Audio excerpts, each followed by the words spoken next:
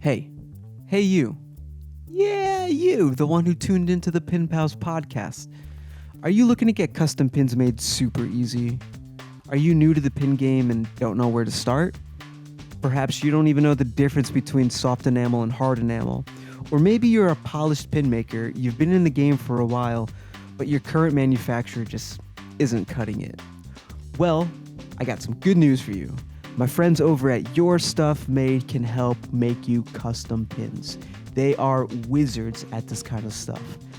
They work under strict ethical guidelines so you know your pins are being produced clean and safe for the environment. Their team actually cares about what they make. And best of all, they're not a middleman. They have direct access and control over tools, machinery, and resources needed to make enamel pins.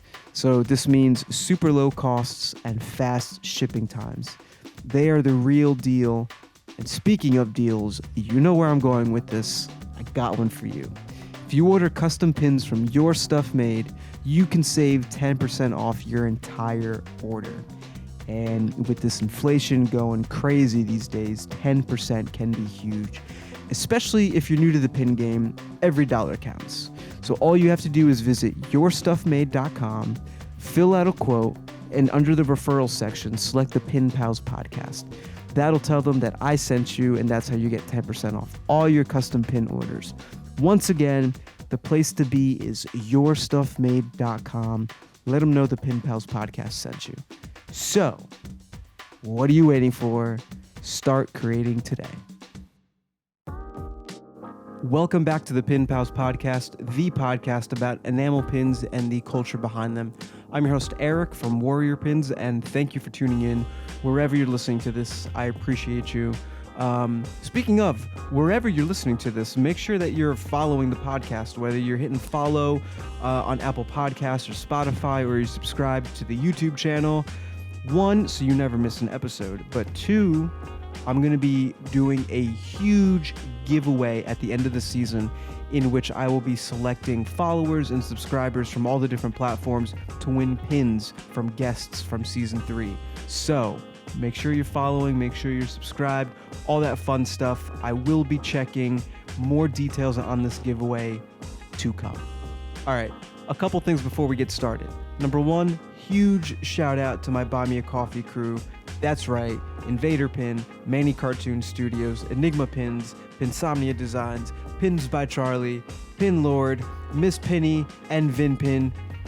Appreciate all of you guys from the bottom of my heart.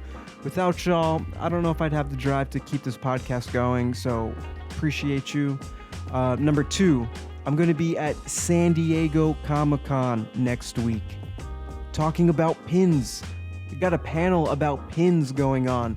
And BB Create and Cool Electro Creations, two guests who I've had on the podcast, will be there in addition to a bunch of other pin makers. Lantern Pins, Blank Slate Design, Kimchi Creative, Pop Culture Cool. I think I got everyone. And Punch Chewy Press. Yeah. Crazy lineup. It's going to be awesome. We're going to be talking about creating collectibles enamel pins. Like, there's a panel at San Diego Comic-Con about pins, and I somehow weaseled my way into getting there. It's still racking my brain, the fact that I'm flying to California to attend a panel about enamel pins. Like, how crazy is that? You can bet that there's going to be lots of exclusive content coming out of being at San Diego Comic-Con. From tiny interviews to, possibly full-length interviews with some of the folks that I'm going to meet out there. It's going to be a good time, so make sure you're following the Pin Pals Podcast on Instagram, the same name, at Pin Pals Podcast, for all the latest updates. I'm going to be sharing a ton of stuff through that, through our Instagram about San Diego Comic-Con. All right, point number 3, trying to get through these as quickly as possible. I will be at Patches and Pins Expo in Anaheim.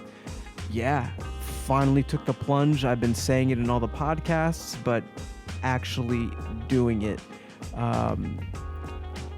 Packing a suitcase full of pins, a tablecloth, and a couple other little things. checking that bad boy. Hopefully it doesn't get lost in the flight. But yeah, so you're going to be able to find me in Anaheim at the Patches and Pins Expo. It's at the Anaheim Convention Center. It's going to be inside. Thank God, because I looked at the weather. It's going to be hot. It's going to be awesome. All my pin friends out on the West Coast will be there. It's going to be huge. I mean, I can't even imagine how much bigger it's going to be than the New York shows. But to say I'm excited is an understatement. So stoked for the panel and for the Patches and Pins Expo. It's going to be a jam-packed week for me, trying to fit in podcasts in the middle of all those things too, trying to go to the beach. All right, I won't tell you my personal agenda while I'm out there in California, but let me tell you, I'm going to be making the most of it. I'm going to be chilling as hard as I can because, self-care. And don't worry, there's going to be another episode of Pin Pals Podcast airing next week, so we're not going dark. You're still going to get another episode. Just probably won't have like a super detailed intro or anything like that. All right, let's get into today's episode, which is, I think, the longest interview in Pin Pals history. I chop it up with Vince from Vin Pin, and if you're not familiar, get familiar. His Instagram handle is @VinPin. Just check it out. But let me tell you, Vince is a pulmonary and critical care physician by day. That's his day job. This dude is saving lives. And we talk a little bit about that. But at night, he's a fledgling pin artist doing all these cool Studio Ghibli, Pokemon designs, a lot of pop culture, fun references, diving deep into his Asian culture to pull out some other fun stuff. I became a big fan of Vince, as soon as he became a Buy Me a Coffee supporter. Not because he was paying me in coffee or anything like that, of course not. Dude actually has some cool stuff and, overall developed a great friendship with Vince. I think he's awesome, and I think you'll instantly pick up on those vibes. We chat about dealing with art theft. That's a wild story. One of his designs, someone quote-unquote borrowed it and started producing pins. He goes into all the details about that. We talk about collaborating with BB Create, who was a previous guest. You want to check that episode. I think it was like 16 or 17. It's the tail end of season 2. We also talk about marketing strategies on Reddit.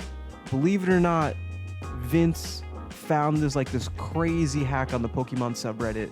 It's a good one. We talk about creating content and so much more. It's 2 hours long. Oh, by the way, I can't believe I forgot to mention this. We do an unboxing as well. That's probably why it's 2 hours, but the unboxing is a lot of fun. We essentially turn into like little kids during this conversation. This was a really good episode. I'm not trying to toot my own horn. Just Vince delivered on an engaging, valuable conversation. I think you guys are going to learn a lot from this conversation. So without further ado, let's just jump into it with my pin pal, Vin Pin.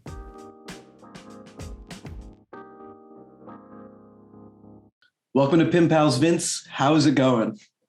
I'm doing great, man. It's really, really great to be here. I've been watching your show since basically the beginning of the second season. And I had to kind of catch up through all of the first season, and I'm glad to be here. It's such an honor to finally have you here. For anyone listening, just for some additional context, yes, Vince has been a listener, but he's also been a long time Buy Me a Coffee supporter. So he's been helping make this podcast kind of what it is today, and it's just. So to finally have him on here and be able to talk to pins, it's just so cool to be able to talk to someone who's down to support these kind of projects, someone who seems very genuine, someone who's really contributing great things to the pin game, as I'm sure you'll hear in the rest of the episode. But Vince, why don't we just have you quickly introduce yourself and your pin shop? Sure. Hey, my name is Vince. I run a shop called Vin Pin. A little background on me: I'm a physician. I specialize in pulmonary and critical care, and so my shop is primarily tailored towards healthcare professionals and creating pins that kind of blend healthcare and sort of pop culture. to really, to really give other healthcare professionals a chance to wear their passion on their white coats and wear their passions on their lanyards. And so far it's been great, and people seem to really enjoy some of those mashups. As part of the sort of the mission statement of VinPin, I donate about 25% of every sale to a charity. In the beginning, I was sort of, picking and choosing a charity that sort of represented the pin itself. But it's, my inventory is so large now that it's really difficult to kind of like target a bunch of charities across a bunch of pins. So over the last 6 months or so, I've been lumping most of the sales into a single charity and then just changing that charity every few months. And that's been very rewarding and very fulfilling. And it's been great to create something that people really enjoy, and to give people a feeling that they're also giving back to people in need, and, and doing all that stuff. So that's basically what this shop is all about. That is so cool. Wait, did I hear you correctly? 25% of every order, every sale? I guess I should correct that. It should be like 25% of the proceeds of every sale. So the profits of every sale, 25% of that goes to charity. Oh, that's just amazing, because you hear certain people just kind of releasing one pin, and it's just like all the proceeds from that one pin will go to, or X amount or whatever. But you're saying it doesn't matter. It's like everything always donating 25%. That is awesome. That is very commendable. And I can see why a lot of people would kind of gravitate towards your shop. It plays in hand with the with the pins that you're making too. Yeah. I think I've been in business for about a little over 18 months, and I've donated, I think just a little over $5,000 to charity, which is great. I try to donate to charity whenever I can, sort of out of my own pocket. But it's really nice that, I actually feel like the money that's going to charity is coming out of something really formative. And that's been really cool. Mm-hmm. That's amazing. I hope people kind of, I really want to, you're inspiring me now to kind of like donate a little bit more often, because it's just such it's a good feeling to be able to give back to those who like really need it, or to give to organizations or charities that are really like, impacting lives for the better. So I think that's really cool. But what I'm really curious is your aha moment. When were you like, oh wait, I can make these pins and can put them on our white coats and our lanyards, and I think this is on. Like, how did you come about with the idea, and walk me through the kind of the inspiration behind Vin Pin? Yeah, I think the short answer is the pandemic, basically. I do pulmonary critical care, so I spend a lot of my time in the intensive care unit, the ICU, and I work at a academic institution, so I'm working with residents and medical students, as well as, a large staff of nurses and, respiratory therapists and pharmacists. Basically, I have pretty close contact with a lot of people across the entire healthcare industry. There at the time when the pandemic hit, so, this was like March of 2020, there were 5 of us in our group.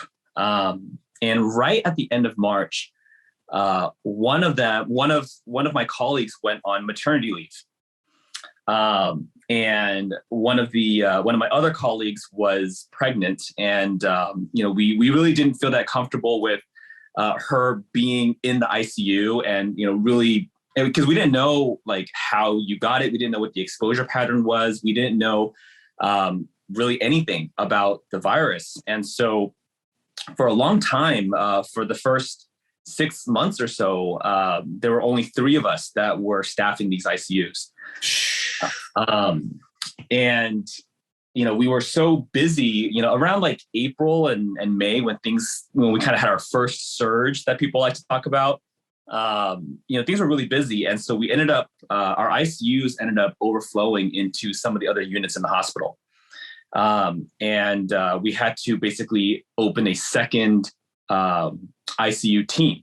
And so instead of one out of the three of us being in the ICU at any given moment, two out of the three of us were in the ICU rotating. And so for the first 6 months of the pandemic, I was attending in the ICU 2 weeks on, 1 week off for 6 months straight. And it was busy and it was tiring. It was emotionally and physically challenging. And then at the same time, because we knew so little about how to treat and, the process, I would come home and I would go straight to the shower. And from the shower, I would go straight to the guest room. And I didn't see my kids. I didn't see my wife for probably the first 6 weeks of the surge, because I just really didn't want to take any chances to infect them. My youngest was only 4 months at the time. And so it was like, I didn't want to get him sick and I didn't really want to, affect anybody like that. And so my wife, she really stepped it up and basically, took care of both the kids for, that entire 6 to 8 weeks while I was basically just in and out of the hospital. And it was tough. I was tired, my family was tired. I would go to work and I would see my nurses, I would see my residents, and everyone just seemed scared. Everyone seemed tired. Everyone seemed really unsure of where things were going to go. And in the beginning, when you're the attending and when you're basically responsible for this whole team, you kind of feel that sense of ownership. And for the first couple of weeks, all the new teams that would come through the ICU, I would buy them gift cards. I would, go to, CVS and buy a bunch of like Amazon gift cards, just to make them feel that, they were appreciated and that they were, that I really understood what they were going through, and, just wanted them to feel like, all the work that they were doing was worthwhile. And after doing that for a couple of weeks, I, sort of was thinking that like, buying gift cards is great, but, it's not, there's no personal value to it. There's no, once you spend it, it's gone. And there's not really something that you can really take away from a very, very difficult and very tough experience. And so, after that first kind of wave, and while I was kind of sitting in the guest room by myself, I kind of started drawing and started working on some ideas. I used to do some graphic design when I was in college. And I kind of stopped doing it in medical school. I stopped doing it while I was in training. And so I, tried to pick it back up again and just, see what I could make and see what I could put together. And after about a week or so, I created, I think I have it here. I created my first design, which is this COVID Busters design. It's a soft enamel pin, that I brought the design to to the program director at my hospital. And I told him like, hey, I made this design. I'm, kind of looking around and thinking that maybe making a pin out of this would be a really fun way to, show our appreciation to the residents and the nurses that we're working hard, and they'll all have this pin, and it'll be, something that, they'll feel proud of, and it'll kind of bring everyone together. And, my program director was like, yeah, let's do it. Let's, look up some pricing, figure it out. And for the first pin, I went through, a middleman. And I think I spent, some like $500 on, my first set of, I think like 500 pins. That's actually not bad. $500 was, for 500 pins from yeah, the it wasn't middleman? bad. Yeah. And we, made enough for all the residents, all the nurses, all the pharmacists, all the respiratory therapists. And that was the first thing that we did. And that was, sort of where things were going to end, I guess. And the more I talked to the nurses and the more I talked to, the people who received the pins, everyone, their first reaction to me was like, you should be selling these. You should be making more of these. You should be selling them. Like people would buy at least this pin, if not, something similar to this. And so, I kind of, took that and started working on a couple of other designs. Let's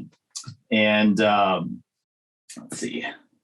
And then the next design that I came up with, which ended up pretty much going viral right off the spot, was the PPE Pikachu design, which, was incredibly relevant for the time because, when you're talking about, April of 2020, all people were talking about were like PPEs and mask shortages and, having enough to wear and, like what the Americans were wearing versus what Europeans were wearing in the ICUs. And so, it was like a really on the nose sort of concept.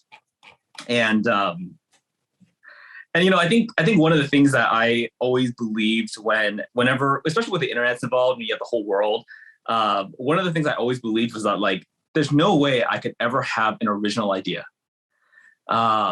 Like if I've thought about this, then I'm surely hundreds of other people have thought about this before or have done it or created it. But I did a search of Pikachu wearing PPE or Pikachu wearing, physician clothes, like, any Pikachu within the healthcare field. I ran, a pretty broad Google search and I didn't find anything. And so I was like, sure, let's do it. Let's give it a shot, and, try the design. And, within a week of releasing it on my Etsy shop, it sold out. The first 100 that I made. And then I also, redid the COVID Busters design. So everyone in my hospital has this soft enamel version. And the ones that I sell are hard enamel. Just so that there's at least some exclusivity to what's in the hospital. Like I know that when I see someone with the soft enamel pin, I know it was given by my hospital and sort of within my own network. And yeah, once these two designs came out there, and people really responded, favorably to it, I was like, all right, let's keep going with this, and let's keep trying. And at the time, for the first couple months, I was donating like everything to charity. And then, once I kind of made that decision to expand it into other designs and, trying to create sort of more of a business out of it, I was like, well, I can't donate everything to charity. I need to kind of get some of it to put into new designs and, to advertising and things like that. And so, I kind of had to start cutting back on the charitable donation from the full 100%. That's why I kind of settled down to 25% because I really needed, some of the profit to be able to invest back into the business. And that's sort of where I've settled, and that's where I've been from there. But yeah, I mean, it was really just, this idea of, we were all working together in this hospital. We're all working really hard. And, it was this moment where we always say that, the ICU team or like these multidisciplinary teams in the hospital, like we're very tight-knit community. And I believe that, but, once the pandemic, sort of like heightened everything, the camaraderie and the togetherness, that we felt, was stronger than ever. And, this whole idea of, people comparing healthcare providers to soldiers going to war, and like the idea of being on the front lines. I think it was like one of the first times it really felt real, and that the terminology felt true.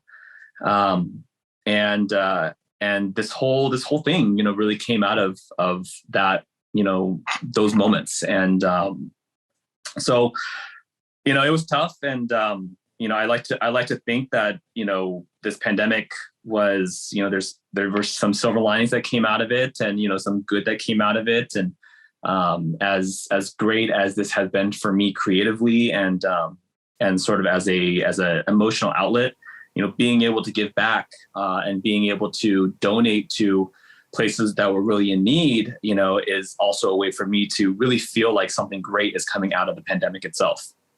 Yeah. Wow. Well, first of all, thank you for your service. I'm sure you get that all the time. But for real, like that must have been really scary. I know personally it was a really scary time for me.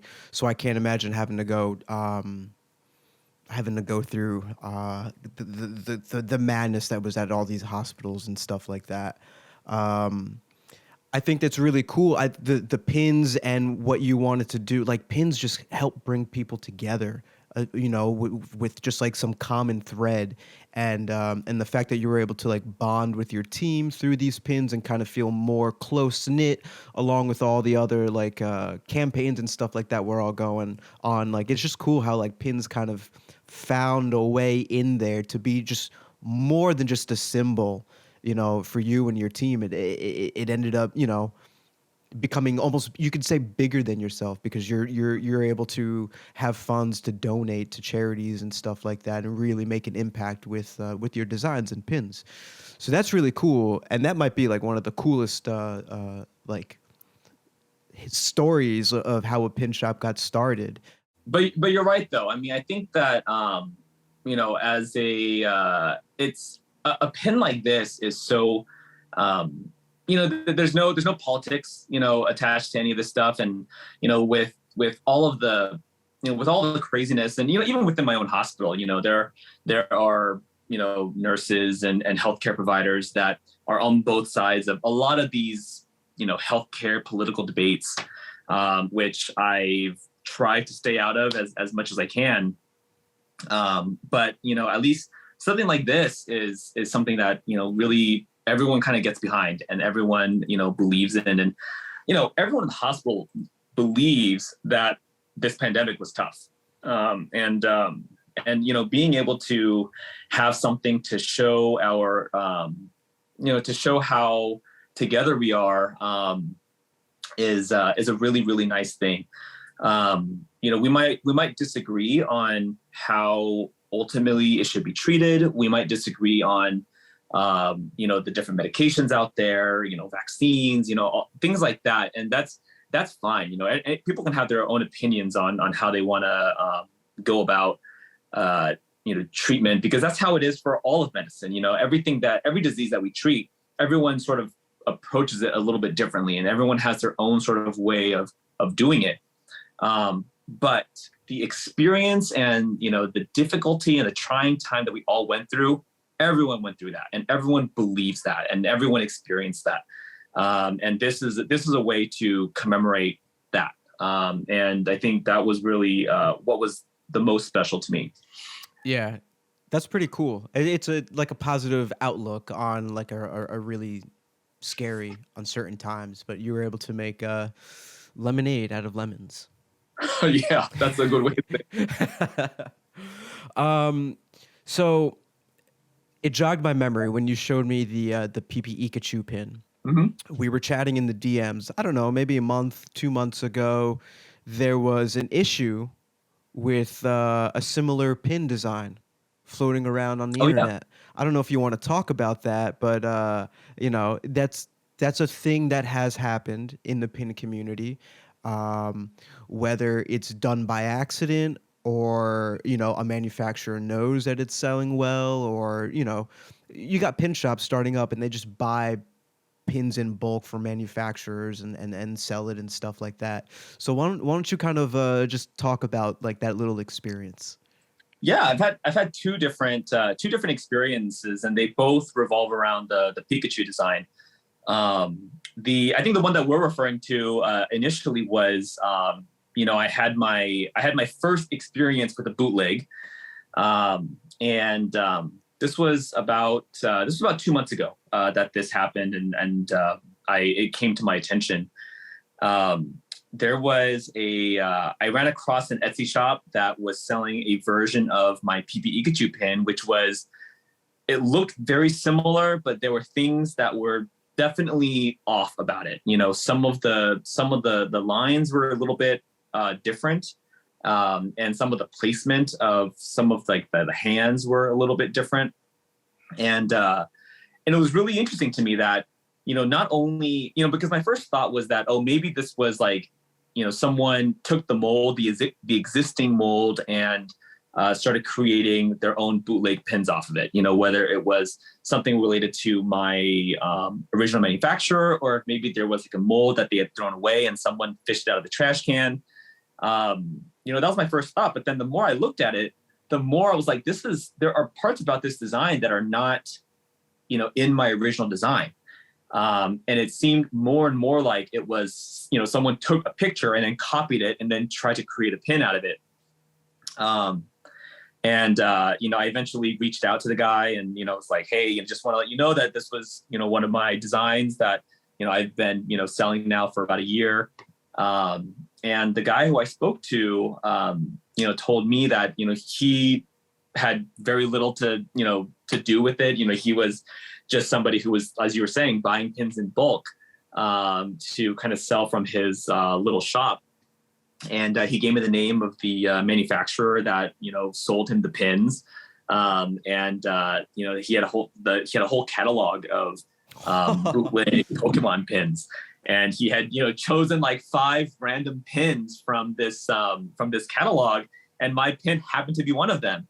And the reason why he chose it was because he is also in the healthcare field, you know, and it resonated with him, and he decided to sell the pin because it was something that, you know, was actually near and dear to him as well. But you know, it ended up you know, turning out really well. You know, I told him that, you know, I donate, you know, my proceeds to charity, and you know, this is a design that was really made to reach out to people and give back. And you know, if he wants to keep selling the pin, and he's obviously more than welcome to, because he already paid the money to buy them, he's got to donate some of it to charity, which he agreed to do. And you know, he continues selling the pin, and he's, you know, he's actually he works in cancer, children cancer. And so he's donating his parts of his proceeds to funding, you know, research for childhood cancer. So, you know, at least something positive came out of that. And you know, it could have gone much worse. I still need to kind of figure out what to do about this manufacturer. You know, I have their name, but you know, I don't think there's a whole lot I can do about it. You know, they're in China, and you know, they're kind of just doing their own thing. So, yeah, it wasn't the same manufacturer, was it? It wasn't the same manufacturer. It was a totally different manufacturer in a totally different province. That is wild. Yeah, that's yeah. Good luck trying to get down to the bottom of that, because I don't think that they would be willing to talk about that, or it would just be like a pain in the butt trying to go back and forth, trying to rectify that situation or whatever. But not a bad outcome. It could have been worse. And at least he agreed to donate some of the money. So yeah. What was this other experience? Oh, well, the other experience is a little bit, it's totally different, but it's similar. It's in a similar vein.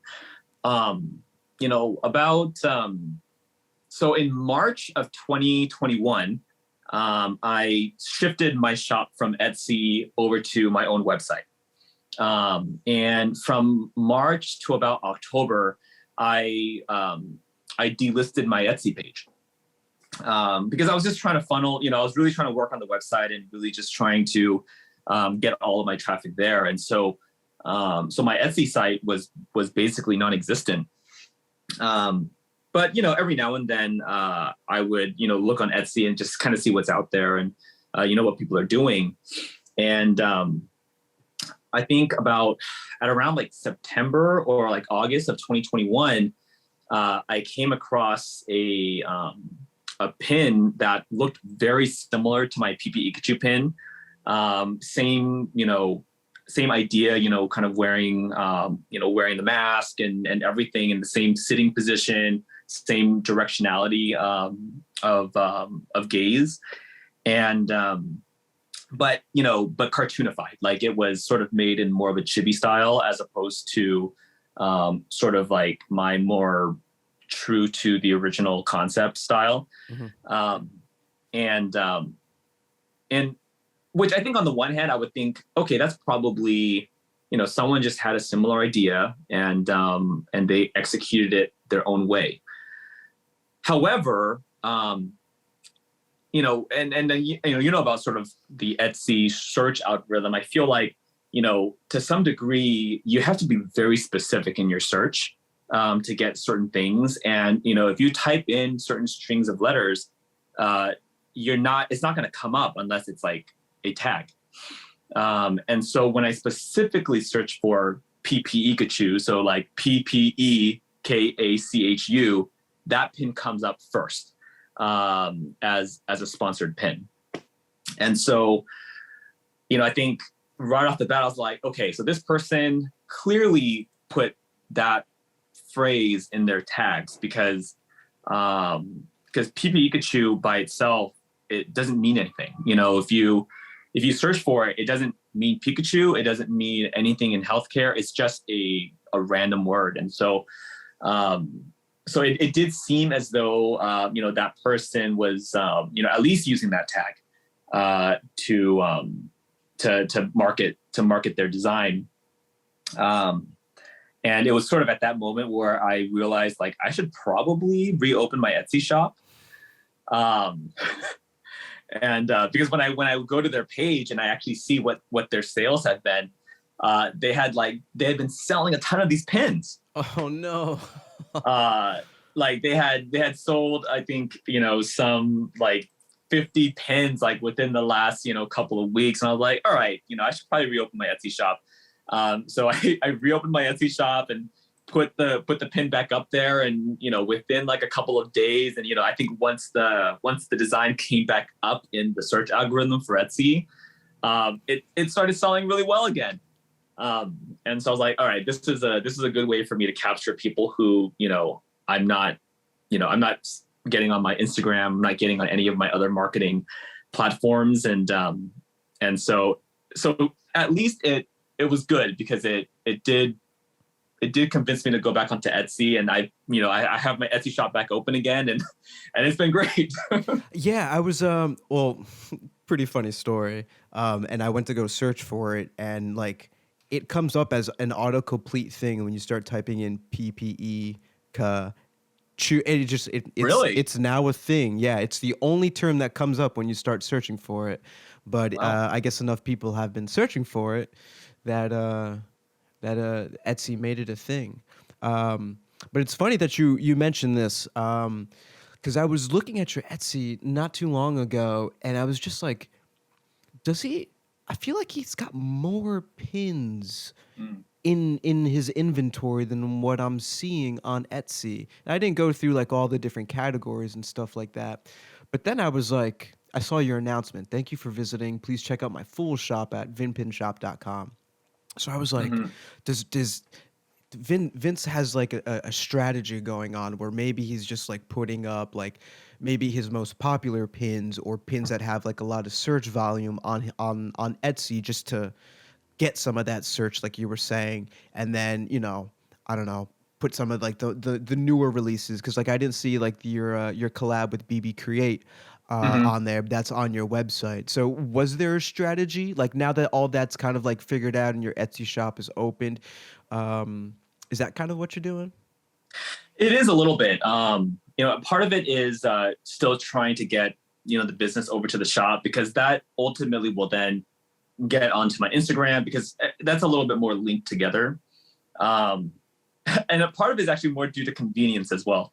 I don't, I don't know how a lot of the other, the other designers who have like both shops, like their own website and an Etsy shop. I'm not really sure exactly how they manage inventory across two shops. Because my biggest fear is I sell out because I have too much inventory in one place or the other. And then now I've oversold. Or the other way around, where, because I'm too worried about, it selling more on one platform, then I'm underselling on another platform. And then it's just sitting there on the other.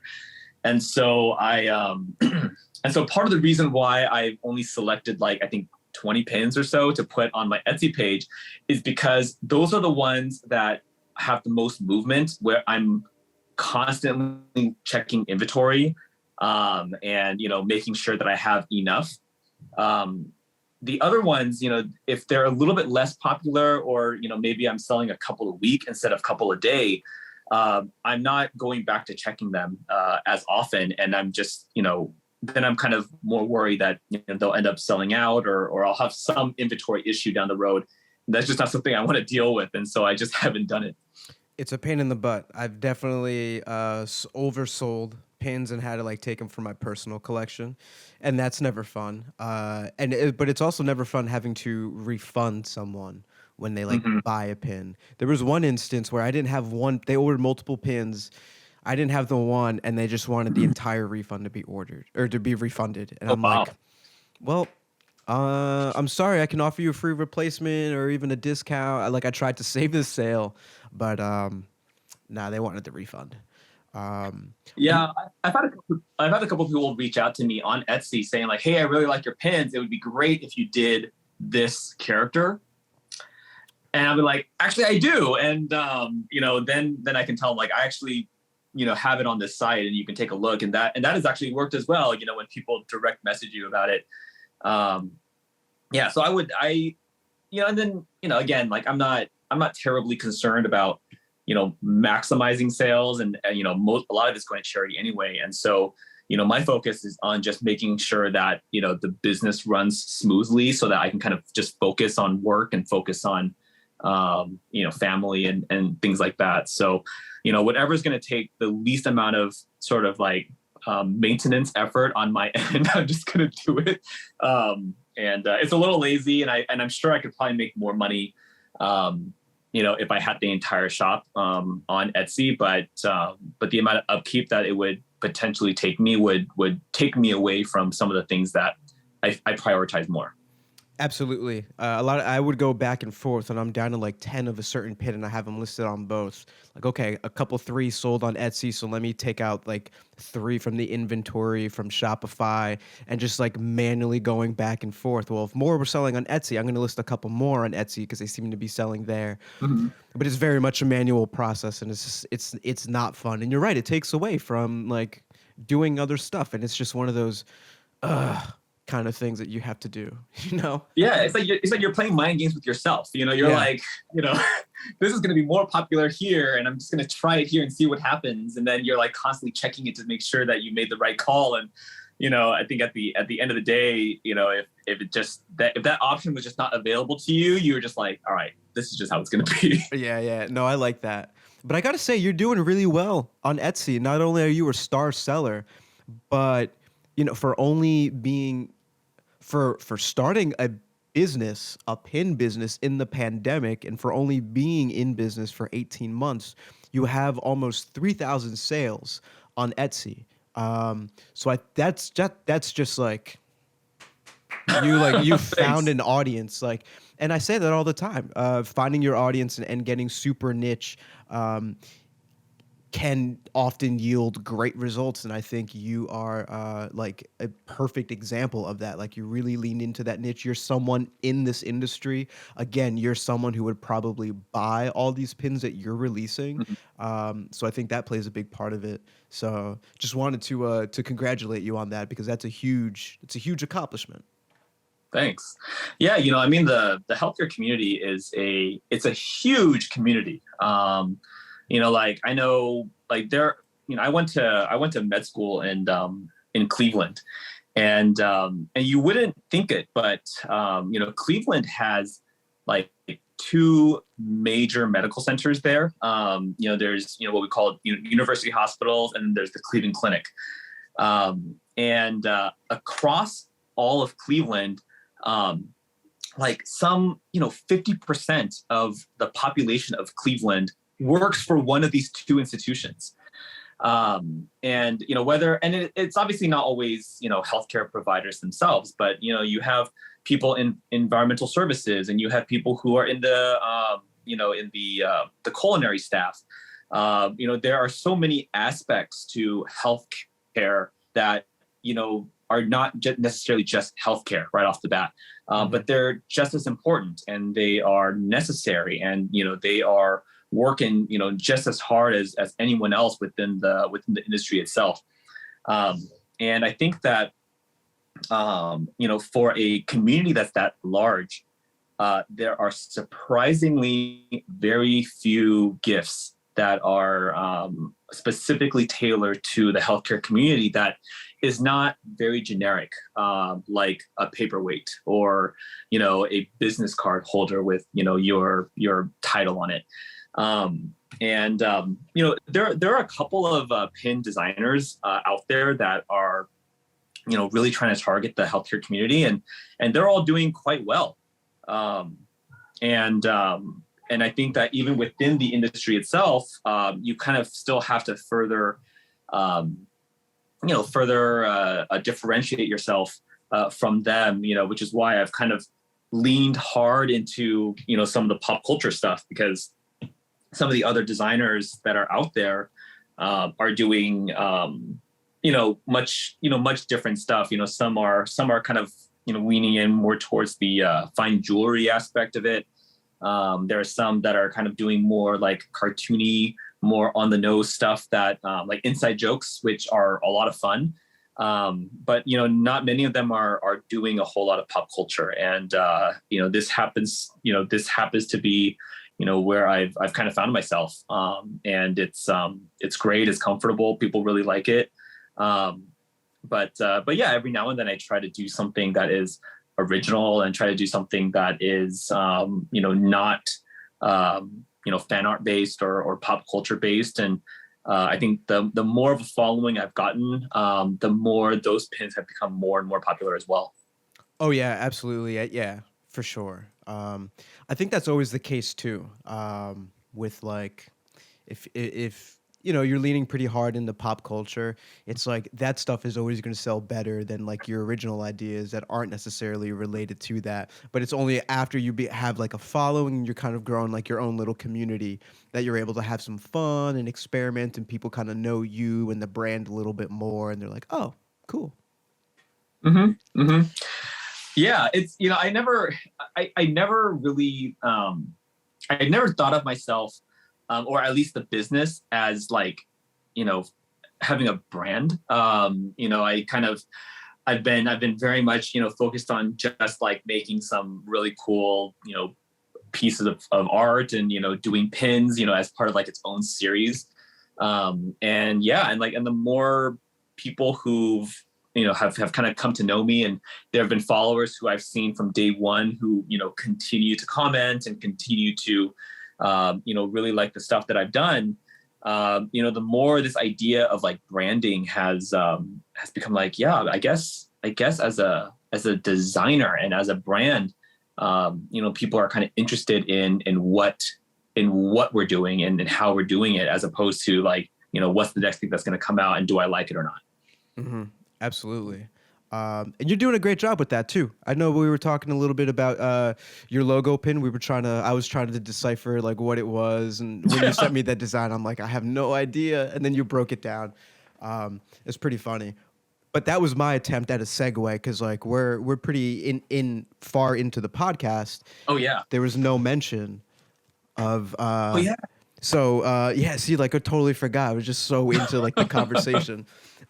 Vince was kind enough to send over a little little package, little goodie, and we figured, hey, let's do an unboxing live on the podcast. Sweet. So while I get this open, why don't you kind of give me some tips. Let's say someone comes up to you and like, "Hey Vince, I think I want to make my own pins or something like that. I like what you're doing. It's pretty cool. I think I want to get into that." What would you say to that person? Yeah, it's I've had a couple people ask me. A lot of people who are in the healthcare field have kind of asked me like how I've like come to getting to what I've done. And it's funny because the first couple of things that I did when I was researching pins was to look at, sort of the series of articles that Pinlord put out there. He has like that whole series of articles that are about like, what goes into the pin design and, how do you find a manufacturer and, who do you talk to? And that was great. And, for anybody who is, just starting off and doesn't really know what goes into the process, I've been forwarding them his articles, and they're really great places to kind of start, just to kind of learn what it is, because there's a lot of terminology that I just didn't know kind of going into it, and having his articles kind of break down some of the really basic terms and the really basic concepts. I think for us now, like a lot of it is sort of second nature, but if you don't know anything about pins, it's a really good way to start. And then, I kind of tell them like, once you've kind of gone through all that, if you have any questions about the process or, what, how to go about doing it, or if you just need help trying to like create something, come back to me and then we can talk more on that level so that, we can get the terms out of the way. Mm-hmm. And then kind of moving forward from there, then I've had a few people kind of give me a couple ideas and just trying to get them to almost boil down a lot of these concepts into something that will fit in a 1.5 by 1.5 object is something that I think a lot of people either have a hard time understanding or maybe kind of get right away. Since I used to do a lot of graphic design stuff, a lot of what I was doing before is just learning how to simplify, learning how to create a shadow without gradients, learning how to create an object without too many lines. And I think in a way that's pretty much what pin designing is creating as much detail as you can with as little as possible and, with as much simplification as you can. And then, I think, once people kind of understand that concept, then I think it makes a lot more sense in, the designing process. And then, from there, the manufacturing aspect of it is like its whole, its own beast of, how do you talk to people? How do you get over the time difference? And, how do you even get over the language barrier? You listen to the Pin Pals podcast. Yeah, I know. And the one thing that I've kind of told them is that, there are like billions of manufacturers out there. Just find somebody that you feel like you can truly communicate with. Mm-hmm. Because stuff is going to go wrong. You're going to have a bunch of defects. You're not necessarily going to be happy with, the first run or even the second or the fifth run down the road. And you just need to be able to tell them what the problem is so that they understand you. And in a way where like neither of you are offended. Because I feel like, once people kind of get offended, then it's just hard to kind of get over that before actually getting to something constructive and actually figuring out a solution. I mean, those are kind of the main questions that I've gotten so far. It's just, how do you get started? How do you make the initial art piece? And then how do you work with the manufacturer? I think those are the big three questions that I had going through it. And those are the questions I've seen over and over again of people who've contacted me. Well, I'm gonna go ahead and just clip out everything that you just said, and then you can just send that to the people when they ask you these I know. questions. That's really good advice, really good tips. I'll sign off on everything you just said. Awesome. All right, let's get into this unboxing. Okay. All right, so we got it open right off the I bat. already forgot what's in there. High grade tissue paper. I can feel it. This is that good stuff. That's from Christmas. Oh, snap. This thing is packed. Let's see. Can we get a good... Oh, no. Okay, well, the first thing... so I'm using my DSLR to record video. Oh, yeah. Hold on. Oh, man. You're really close up there. All right. Okay, there we go. Yeah, it like zooms in every time I like have to change the focus. But there it is, Vin Pin's logo pin. Really cool. I don't know if you want to quickly describe it. There's a bunch of pins here. Yeah, really, I mean, I've had a couple people ask me what the logo stands for. And you were asking me what it stands for, and it's like totally abstract. But briefly, it's a V on top for my name and Vin Pin, and the 4 letters below it make up an MMXX, which is basically 2020.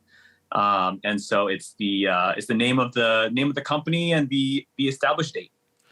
This is very cool. Looks like a red dye soft enamel pin with with white enamel on the inside. Mm-hmm. Very clean. I dig it. Let's move on. See, like this other thing too is like I'm out of focus, like because it's a pain in the butt to go back and manual focus. Because if it was autofocus, it would just like kind of freak out every now and then. Okay, so it looks like these are part of your Asian street food, or Yeah. So I have I think last year I started putting out a couple of Asian market pins. A lot of this was really in response to a lot of the injustice that we've been seeing in terms of some of the racial violence towards Asians across the country and sort of across the world as well. And so I've been making a series of Asian market pins and pretty much donating the proceeds of these sales to different communities that are basically targeting racial injustice. Things like, what is it? Asian Americans Advancing Justice, as well as the what is it called? Hate is a Virus. Those two charities are the ones that I've primarily donated to as a result of the sales from these pins. So it's great. A lot of this really comes from my childhood, things that I remember growing up, and being able to put that to good use has been very, very fulfilling. yeah, these are clean. These hard enamel with the takeout box having some really awesome screen printing done on them. Yeah, the screen print on that takeout box is. I didn't think it was going to come out that well, but you can see all the individual sort of spaces inside the pagoda. Very awesome. Moving on. Oh snap! I don't. There's the White Rabbit pin, and the packaging for that is it the thank you bag that I put it in? Yeah. Oh my god! Was this custom made? Or no, so I bought a bunch of these. I bought tiny little egg roll bags. Yeah, a bunch of these glassine bags, and then I had a stamp made and I just been stamping each one individually. Wow, creative. Yeah, I love these stamps. I have so many stamps of like my logo, and I have. It's been great. It's a really great way to get things on like cardboard boxes and things like that instead of like finding a printer to do it for you. Yeah, Vince, I'm seeing a lack of stamps on this package. No, but that's really cool. I do the same thing. Every time I have like a really cool design, I will go ahead and try and make it a stamp and just have fun when people order stickers or something, kind of dress up the envelope a little bit. Okay, we have the infamous I don't want to say Yeah, infamous. The world famous, the PP Pikachu, the original. the original with the Game Boy backing, and that's um, I think that's the first Game Boy inspired backing card that I made, and that's the one that is basically exclusive to the PP Pikachu now. I like it. Very clean. Uh, I love creative backing cards too. I've been having a lot of conversation with pin makers, trying to figure out like a more eco-friendly solution to backing cards because a lot of I don't know what the percentage is, but I know a lot of people don't save backing cards. I know a lot of people are not like me. I've saved almost every single Mhm. backing card in case I don't know. I felt like I wanted to resell or take a picture and make it look nice how I got it and stuff like that. But yeah. So I just wanted to call out these two. Look Mhm. like they're maybe made out of like recyclable cardboard or something like that. So that's Yeah. really cool. I got to get into that. Okay, this is awesome, and I was not expecting this. So recently, as of like last Friday or something like that, Yeah. you teamed up with BB Create to release these awesome pins. Why don't you tell me about them?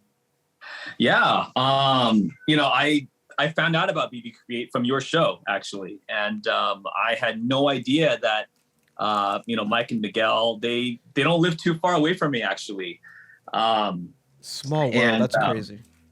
I know it's a small world. I love their stuff. I'm a big Star Wars fan, and I found out Miguel is in the healthcare field as well, and so once I kind of learned more about them, got some of their stuff, I was basically pinging them nonstop to see if they would do a collaboration.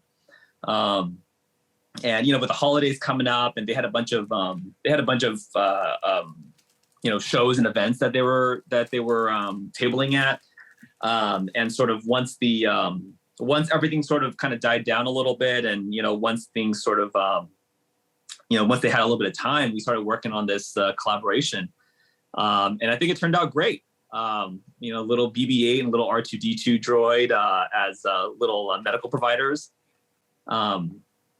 And I love it. I think one of the best things that I've been able to do over the past 2 years has been, basically do collaborations. I don't think there's anything really, there's nothing better, I feel like, in a business than a collaboration. And it's a really great way to see how other people do things and to, see how people market things, but it's also a really great way to learn different techniques and different styles, and really trying to blend two ideas together into something that is really that really defines both companies has been a lot of fun. And so so this is our first collaboration for the new year, and love how it turned out, and it's because of you. It's actually because of your podcast that I even found out about these guys, and managed to get a hold of them. So I have to thank you for this particular production. Yeah, this package is actually Vince's dues. He's paying his dues to me. No, but these are really cool. They came out nice. I mean, I've been buying pins from BB Create, and they've sent some stuff over. Their quality is top notch. So like I can definitely see like their influence on these pins, but I can obviously your influence on these pins, and that's awesome. And I also wanted to call out the ingenious idea to make like a bunch of the same backing cards, but then just flip flop them for whichever pin it is. Very smart. I like that. Yeah. And it's perfect too, because like on one side it has our Instagram handles, the other side has our website on it. So, all the information there is like, it's not repetitive. It's actually all, kind of unique to each side. And it's not cluttered too. It's not like smashed into, I don't know what word I was trying to figure out. Smashed into like one little space. All right. And the last thing, I love little bags and little knickknacks and stuff like that. Like, I have no idea. Look, it's got even like little straps on it. Are you kidding me? This is going on a Ninja Turtle right after. Oh, right nice. After we open this up, but and that bag's a little stuffed. So this is gonna be cool. yeah, hopefully it doesn't just like explode and kind of fly out there once you open it. No, that's what we want. We want pins to just kind of just explode everywhere. Oh, Lord. Oh, Lord. Oh, Lord. Look at all this. Oh, my God, Vince. A lot of pins. Gee. It won't. There's more.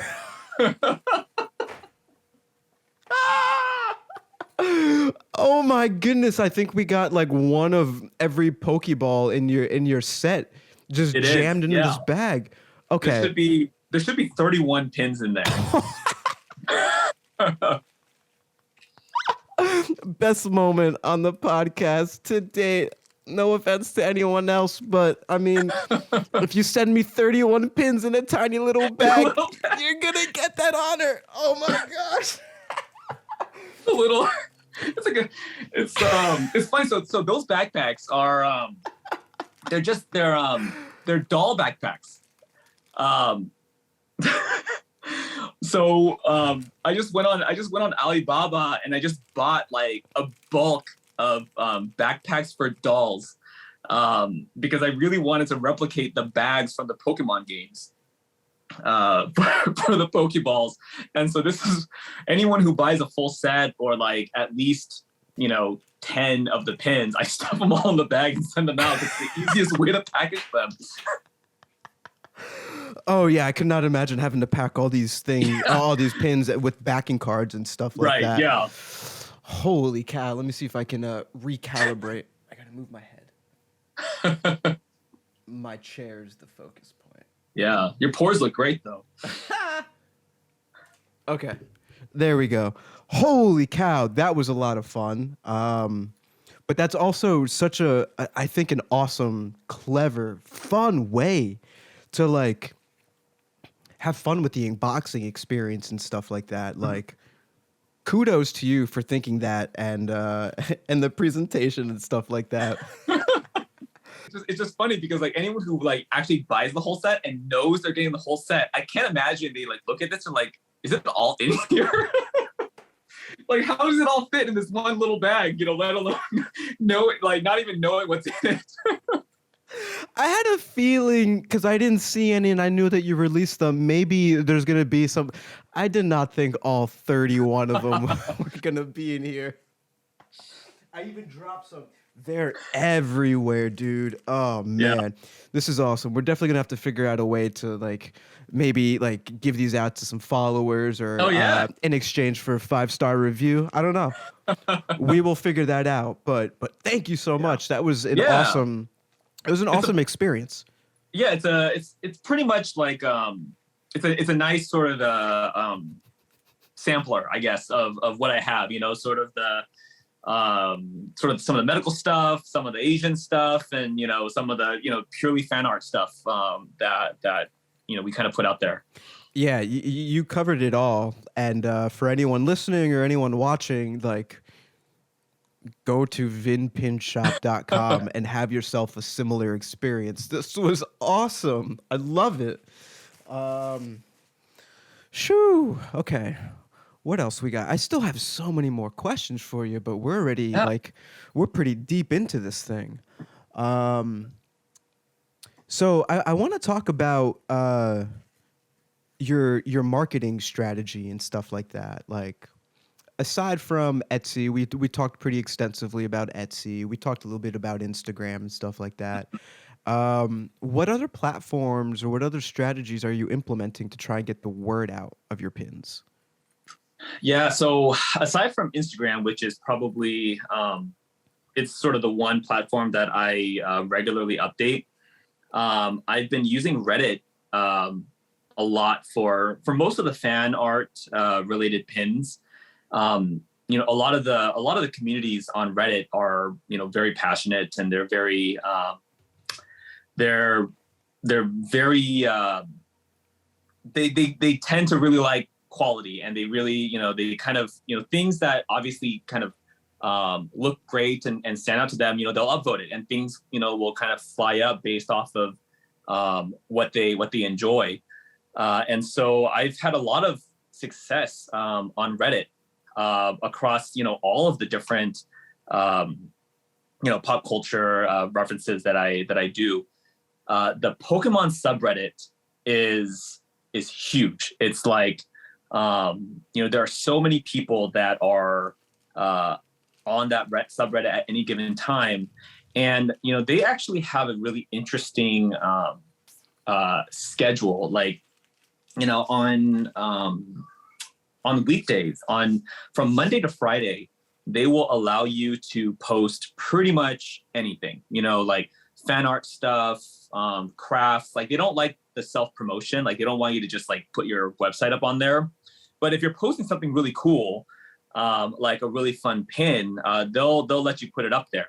And for the most part, if I post a pin onto the subreddit, I won't post any of my information, but the information is in my profile. And if somebody leaves a comment asking where they could get it, then sometimes I will reply to that comment with some of that information. So it's a little bit like it's a couple degrees removed from like just being plastered on the top post or on the title itself.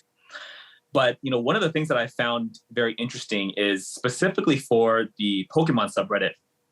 On Friday, right before the weekend starts, they close the subreddit to only text posts that are related to the games or things that are related to the official Pokemon company. And so what I've posted on that subreddit every now and then, and I find that a lot of my stuff just gets buried, within seconds. Mm-hmm. And one day I decided, what happens if I post literally the last second before the scheduled closure of the weekend? And so, so in Los Angeles, I think it was like at 10 a.m. on Friday. And so I decided to make a post at like 9:59 and like 40 seconds of the medical pins. And it was perfect because once that happened and it closed, there weren't any more posts. And the only posts that could come up are text posts. And so the last image on that subreddit for the whole weekend was my post. And it had so much exposure, and there were so many people that I think it ended up getting like 30,000 likes or something or 30,000 upvotes. And it was fantastic. Was it even 30,000 or was it more than that? It was like surreal. And I found one of them. I found your Pokeball post, and someone's comment says, "I'll take your entire stock." Yeah, this one got over 3,000 upvotes. So the original one. Yeah, so I take it back. So the original one got 14,000 upvotes and 400 comments, and that was just because I guess strategically posted it like right at that time. And so every time after that, I posted it at the exact same time, right before the closure of the website or the closure of the subreddit. And it has been very successful. What an amazing strategy. Everyone's going to do that now. You can have robots. Someone's going to make a bot or something like that now that that's out there.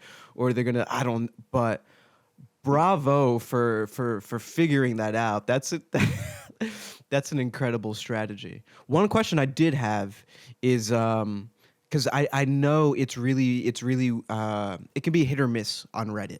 A lot they don't like self-promoting stuff. If you're just there to try and sell some products, you're gonna be called out pretty quickly. You're gonna be downvoted and stuff like that. How do you go about crafting your titles so they don't sound like self-promo-y?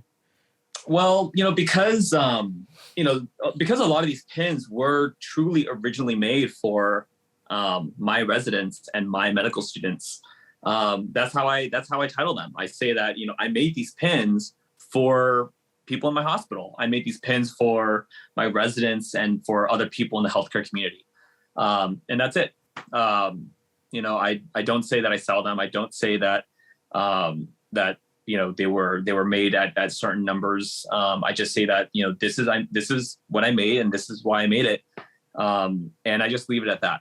And people, and then again, like people will eventually say like, where can I get one of these? Or how do I, do you have a shop? And once someone breaches that, then I will tell them. And I think as long as I kind of stay, along on that side of the fence, like I will not self-promote until someone specifically asks me for detailed information. Then I do feel like that. Then the whole thing remains pretty genuine. Which I think on the one hand it is, and I think I really do want people to kind of see these really fun things that I'm doing. But at the same time, like I know that there are going to be people out there who it resonates with, and will contact me, and and that's great. That's really cool. Yeah, you're really into Reddit. You have VinPin has its own subreddit. I just started that. There's like no members, and I just started it thinking that I would just mirror my Instagram posts, and I just haven't been doing it. But that's really cool. You're just trying to, you're trying different things, and you're seeing what sticks, what doesn't stick, and you're learning. There's takeaways with all these kinds of things. So I just think that's really cool, man. You cracked the Reddit algorithm. Oh man, that is hilarious. Yeah, I've been part of Reddit for a really long time, and I've contributed, to a lot of different communities. I mod like 2 or 3 subreddits, and so I'm pretty familiar with sort of what people do, and sort of the activity, and when people are on it more and not, and so it's just something that I'm comfortable with, just like Instagram is something that I'm comfortable with. I've been on Instagram since its infancy, several years ago, and so for me to basically use these 2 platforms that I already had prior experience with, has fortunately been a very low, a very very gradual learning curve, as opposed to a lot of these newer platforms, like TikTok and things like that. It's like I just don't really have the time to kind of dedicate to learning the platform, and like getting the software to do the editing specifically for that formatting. It's great. I know that a lot of people use it, and I know it's very, very it's very successful for some people, but it's just something that I haven't really wanted to venture into, because I'm pretty comfortable with the 2 platforms that I am very, very comfortable with. Mm-hmm. Okay, interesting. So then, follow-up question: what's in terms with like the platforms that you're really comfortable with?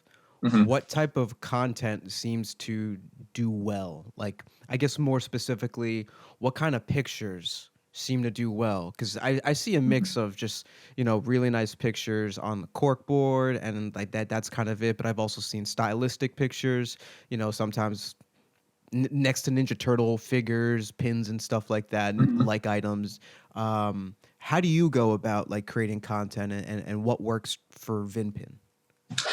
Well, I think that if you've gone through my Instagram, you'll see that I very rarely ever post the same pin twice.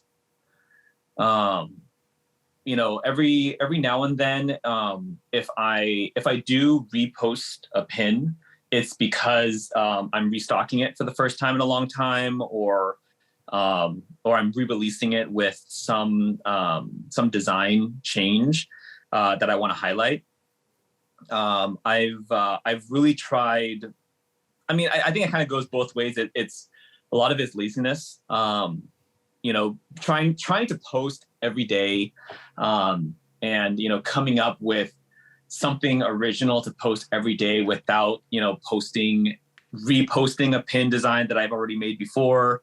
Or like showing the same pin but in a different position or a different lighting, is I know that it's very it's very useful and it's very effective in just kind of maintaining relevance and maintaining a level of exposure. But you know, a lot for me is just like I don't really have a whole lot of time to take you know, a ton of pictures in different places, and so you know, I really try to limit my posts to you know, just announcements and release dates, and every now and then a couple of posts about, you know, how things are in the hospital and you know, kind of things that are happening around me.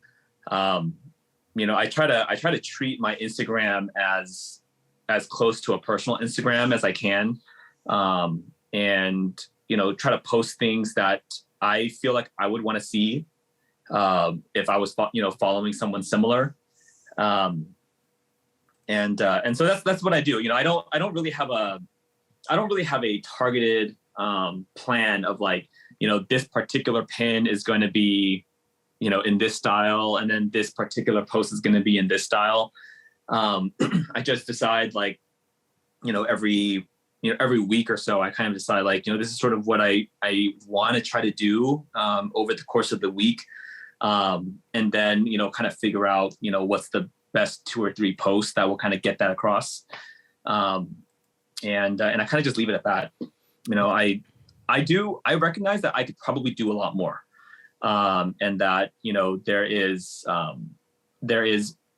a broader reach I could probably get if I were to post more often or to get on other platforms. It's just, I guess, not a huge priority to me to go much more beyond what I currently have. And I think, you know, a lot of the growth that I have, which is fairly organic, you know, I'm pretty happy with that rate of growth.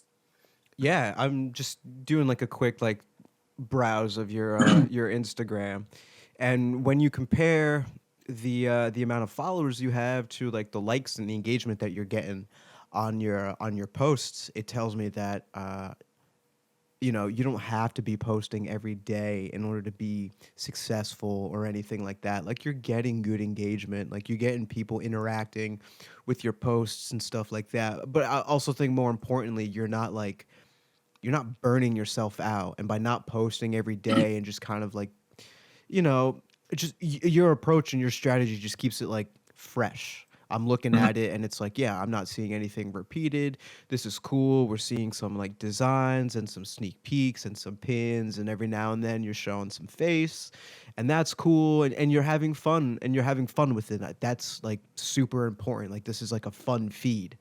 Um, Yeah, and I spend a lot of time. I mean, if I don't know how many people actually read the descriptions of the pictures, but you know, most of the posts that I put out there, I write quite a bit.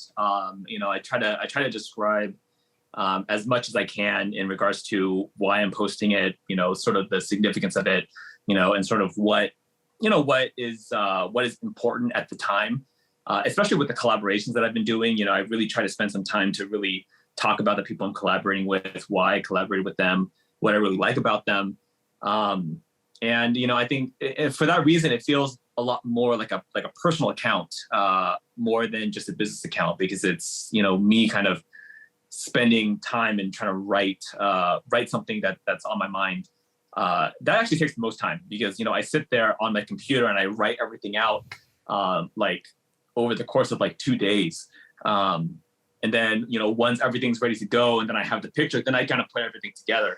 And, you know, the planning to even put out one post that has, you know, some decent text and a decent photo by itself already takes me a couple of days. And I don't know if I could do anything much faster than that. I think that's interesting. I think that plays a part in it too. Like, the way that you're communicating with your audience and stuff like that. It's almost like we've come to expect this kind of thing, and that's just like part of the formula in like building and growing an audience organically. Like, you're doing it on your own terms, and you're sticking to kind of like what you want to do. I think I'm doing a terrible job at explaining this, but like, you're sticking to like your values. You're taking your time, you're writing your captions, you're making sure your story's getting out there. So all of those things like combined, I think, play to your strengths. and I think that shows, and I think that's really cool, and it makes you a fun follow. Yeah, thanks. Let's see. How do you determine success with your brand, with your pin shop? How do you go about doing that? I think you alluded to it earlier by being able to give back to charity and stuff like that. But a lot of people often think that it correlates to followers or sales and things like that. What's your approach, and how do you determine success? Yeah, my success is, to me, success. Well, I love to. There's so one of my favorite artists or singer songwriters is Jason Mraz. And I've been listening to him since I was in college, and very very early on, he has a I think he's never released a song on any EP or LP, but there's like a backyard recording of a very early version of one of his songs called Gypsy MC. And in that one particular version of the song, he has a lyric that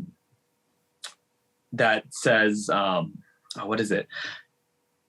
Fame is nothing more than loving someone, and fortune is nothing more than loving what you do. To me, that specific quote is something that I put, it's like on your Facebook when it asks you like, what's your favorite quote? That's the quote that I put on my Facebook. And, any time like somebody asks me a question about like success and fortune and luck, that's the line that always comes to my head, because, it was just a song that really, really resonated with me when I first heard it. And it doesn't really exist anywhere. And so I like that. And so, to me, yeah, the success and the fortune of this sort of venture, purely comes out of the enjoyment of it. And, knowing that there are people who like it, is, to me, that's all that kind of really matters. I know that there are, the pin designers and pin makers, there's such a broad spectrum of different individuals that make up the industry. There are kind of smaller pin makers that are doing it to pay bills and to kind of get through college and to get through school. And then, there are some who are making it like a full-time business, and, they are, really trying to just grow and really just trying to make as many sales as possible. And then there's like everyone in between. My position in terms of pin making, I'm very lucky in that I have a pretty stable job. Being a physician is obviously tough, and but I've paid off my loans, and I'm making a pretty comfortable salary. And so for me, the only reason why I'm doing this is really because I think it's just a lot of fun, and I think that the people who it resonates with, really brings me a lot of fulfillment, brings me a lot of joy. And then being able to turn it around and donate it to a very important cause and a really charitable cause, I think it's just really just like the cherry on top of everything. It really makes everything, feel truly worthwhile. And that's obviously, I'm very privileged, and I'm very lucky to be in a position like that.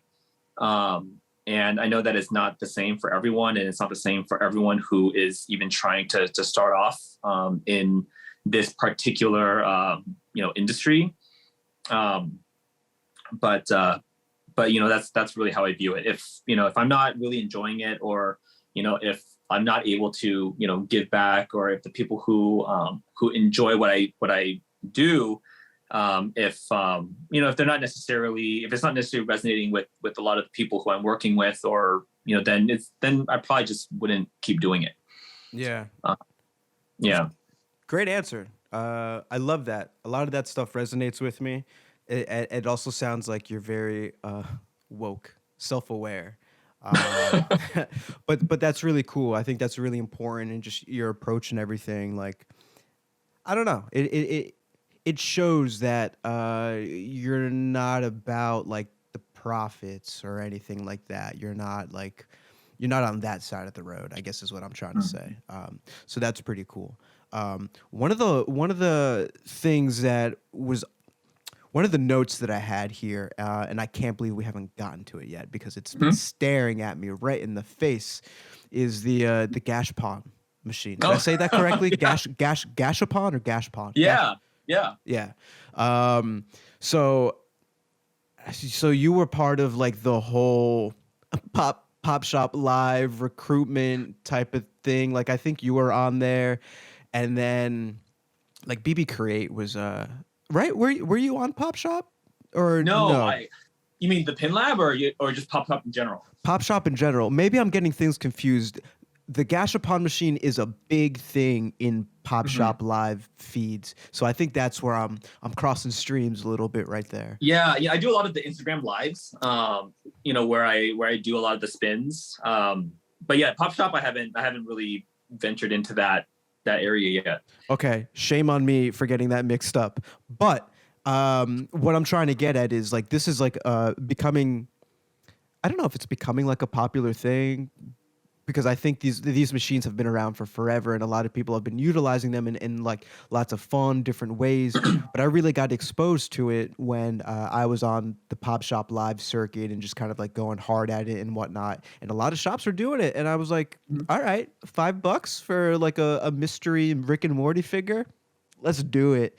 I think I spent like $40 in total, and just like all these different like pulls and stuff like that. Like just like embracing the experience and whatnot. So I kind of wanted to ask you how you got started with that, and because you use it in a really fun way. I love the way that you use it, and shame on me for not stealing the idea and like doing it similarly. Yet I'll probably copy you because it's a great strategy. But talk me through that.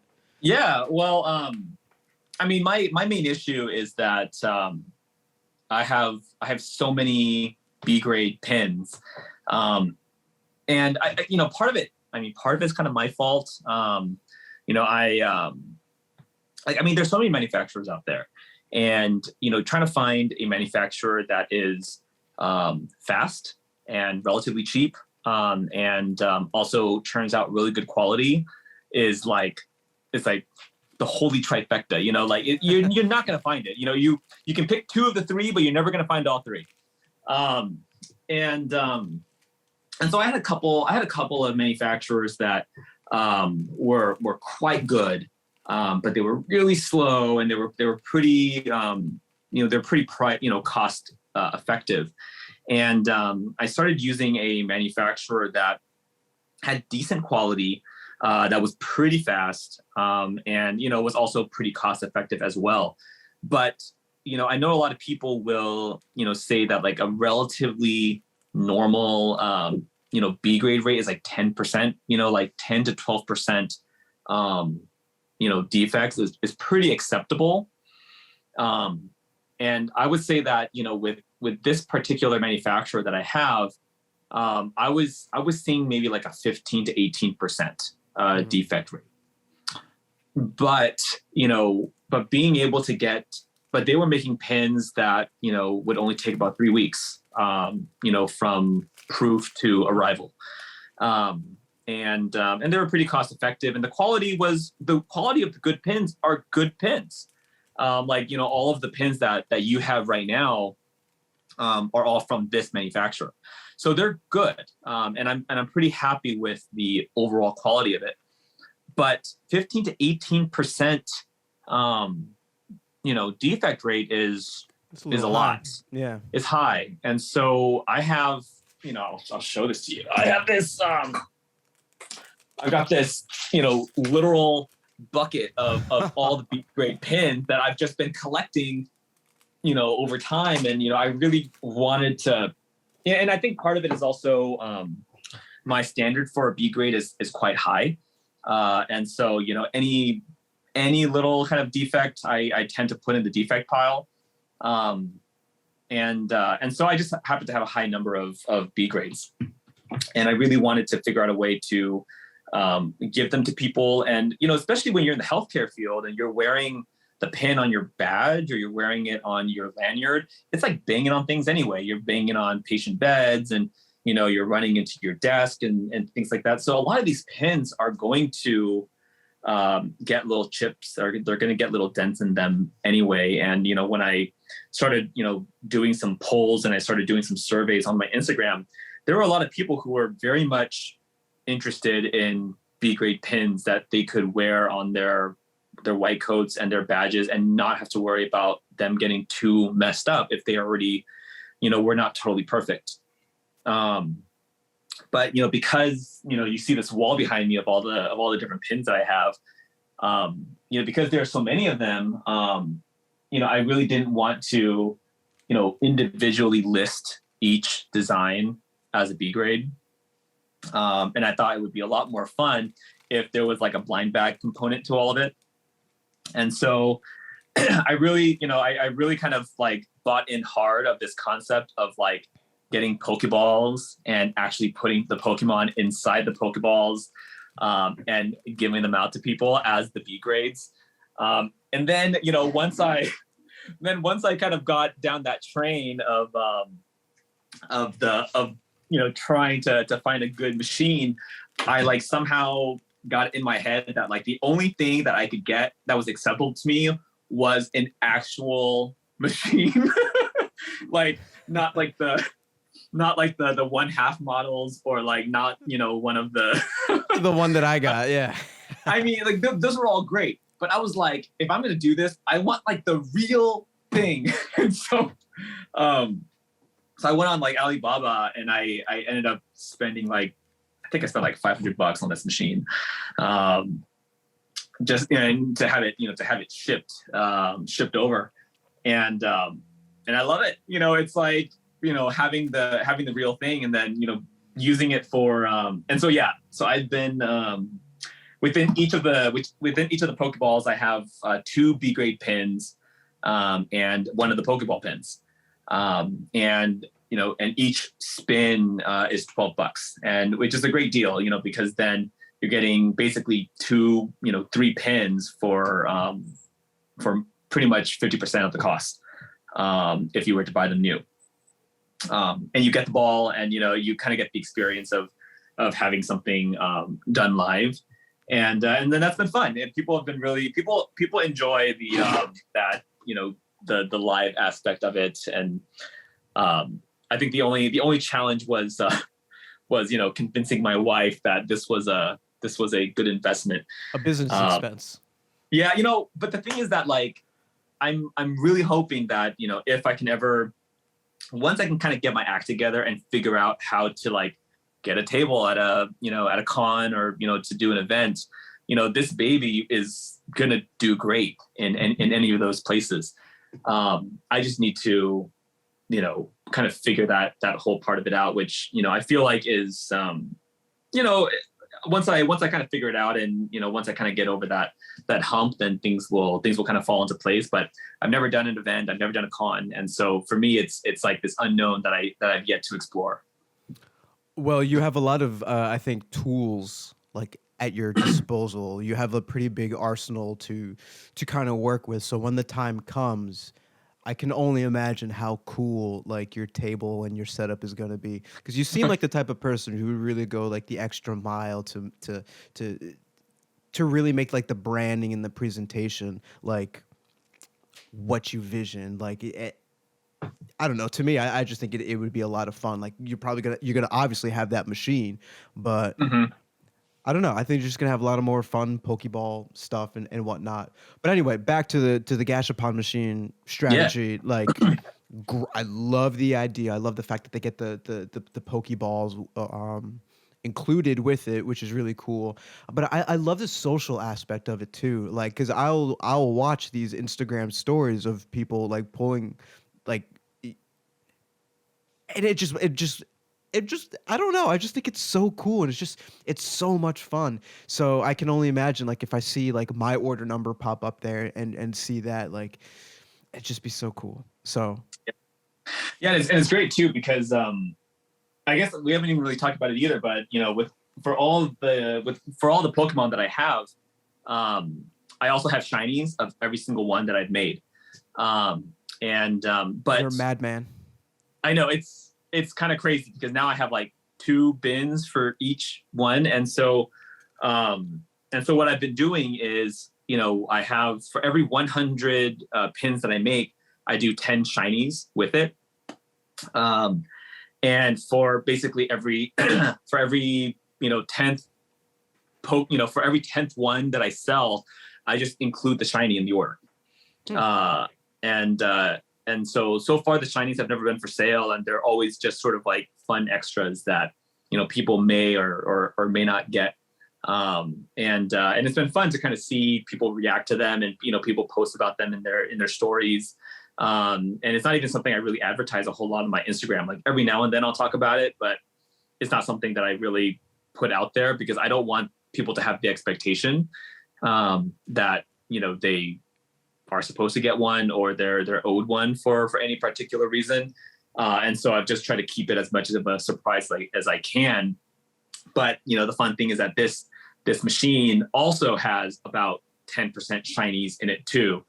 And so if you're getting two pins or 2 full pins per pull, that's like a 1 in 5 chance that one of them is going to be a shiny. And so it's so people have been more drawn to get one of these pulls because there is something in it that they actually can't get if they tried. Yeah, and that's the key with like the blind bag series, like showing them something that's like super cool, super limited, and you can't really get anywhere else. And I guess when you explain the odds, or you tell them that there's like a 1 in 10 chance, or whatever it is for anyone, it just makes the hype more real, I guess. It makes the excitement, boosts up the excitement, and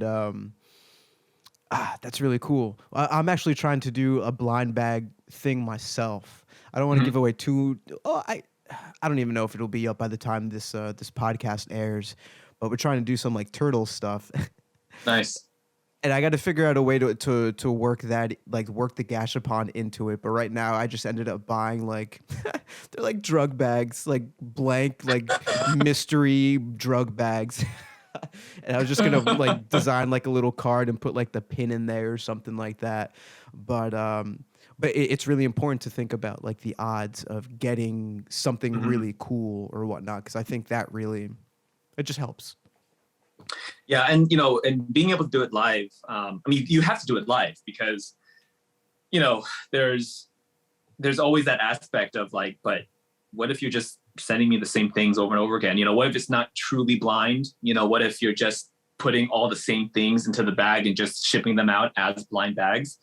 And so at least having that aspect of it and showing people like, yeah, each spin has been something different and each of these orders has been something different, at least adds to the authenticity to it, besides just saying it's a blind bag. And, like who's to say if everyone just got the same thing because nobody's necessarily talking to each other. And at least there's that. I've had 2 people. I've done so far. I think I've done maybe like 100 individual spins for this thing, and I've had 2 people message me after and say they didn't like their spin. One of them, I was like, yeah, I know, but that's the idea behind it. It's pretty cheap, and you're getting a lot out of it. So I'm sorry, but that's the spirit of the gashapon. And I've had people, they're like, are you sure you can't just like respin it, or just just like don't tell anyone, but just maybe just like switch some of these out for me? And I'm like, no, that's not cool. And I've had one person unfollow me because of that. And I'm like, that's fine, I guess.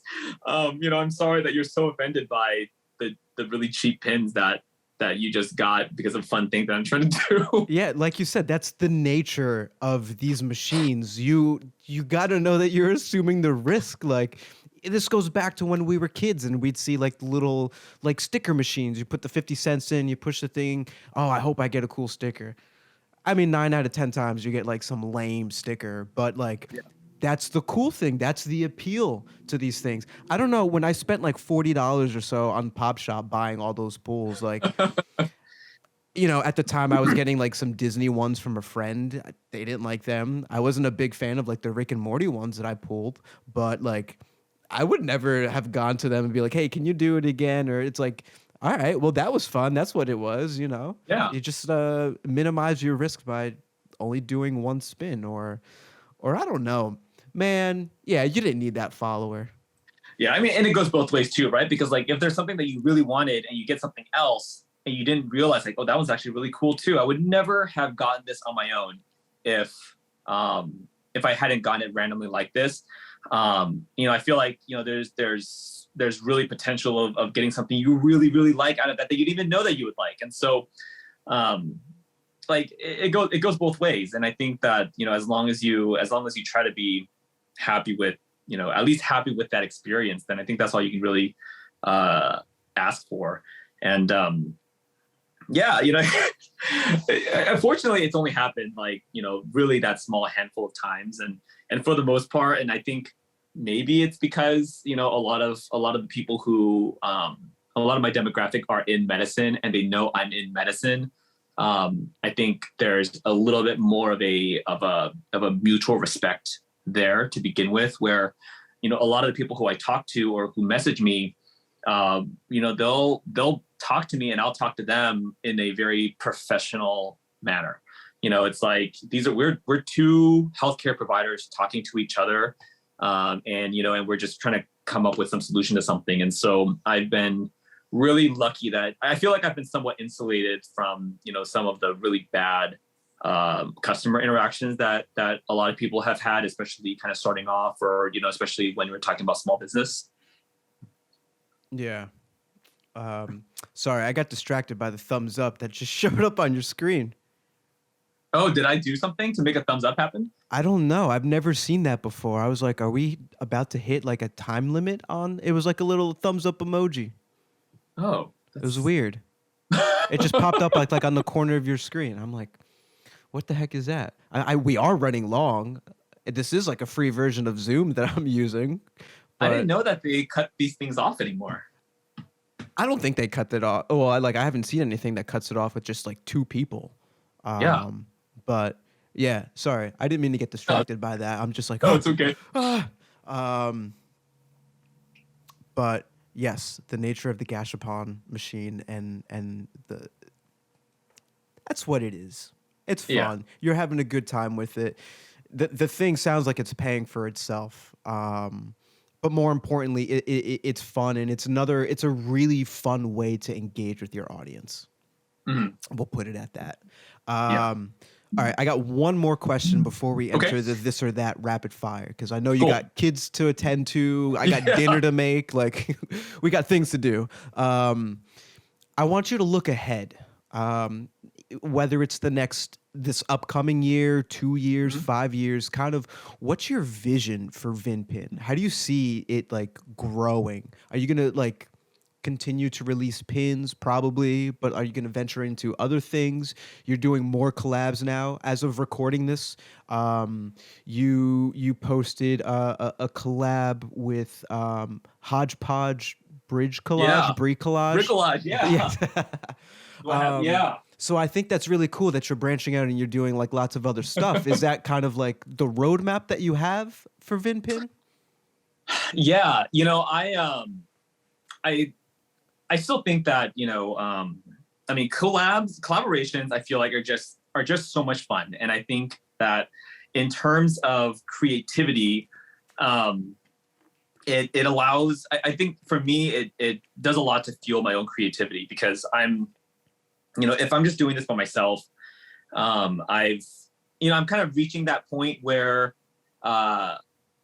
I need to kind of think of something new, and something that is not just going to be, more Pokemon stuff or more Star Wars stuff, which I'm sure a lot of my followers would be perfectly happy with, because I'm sure that a lot of people followed me because of sort of this initial inventory of pins. But I do think that, if I wanted to, keep going, I feel like I really would want to kind of branch out into other areas, either other fandoms or other more original things. And I do think that, doing collaborations gives me sort of that ability to try something that is out of my own comfort zone and out of my own wheelhouse. And trying to work with someone who is doing something totally different, but also in medicine. And I think that's been great. So like for this collaboration I'm doing with Sumana, we're doing these scrub caps, which is going to be my first try into doing something that's going to be textile based. But scrub caps are something that people have been asking me for a long time, but I've just haven't wanted to do it because, I don't want to have to learn a new medium. But then, partnering with somebody who already has that experience and already has that background. And, she taught me a ton of how to set up the patterns, make sure that things can repeat and not look cut off. I've learned so much from her, and she has been, amazing. And she handmade all of these scrub caps. Wow. Like I made the design, I, ordered the linens, and I, she's in San Diego, and I drove them to her in San Diego, and she made them. And, it was like a true collaborative effort, because she taught me all the skills I needed to make the design. And once I created the design, she made the caps, and it was amazing. And I would love to do more of that, and really try to add to, the connections that I've made, and add to just sort of the different areas that people really want to see, some of this stuff in. Additionally, I've been trying to work with a couple of sort of larger companies to design pins for them too. I'm not actually sure when this is going to go live, but let's see. Me neither. Yeah, but this pin will probably be live by the time by the time this airs.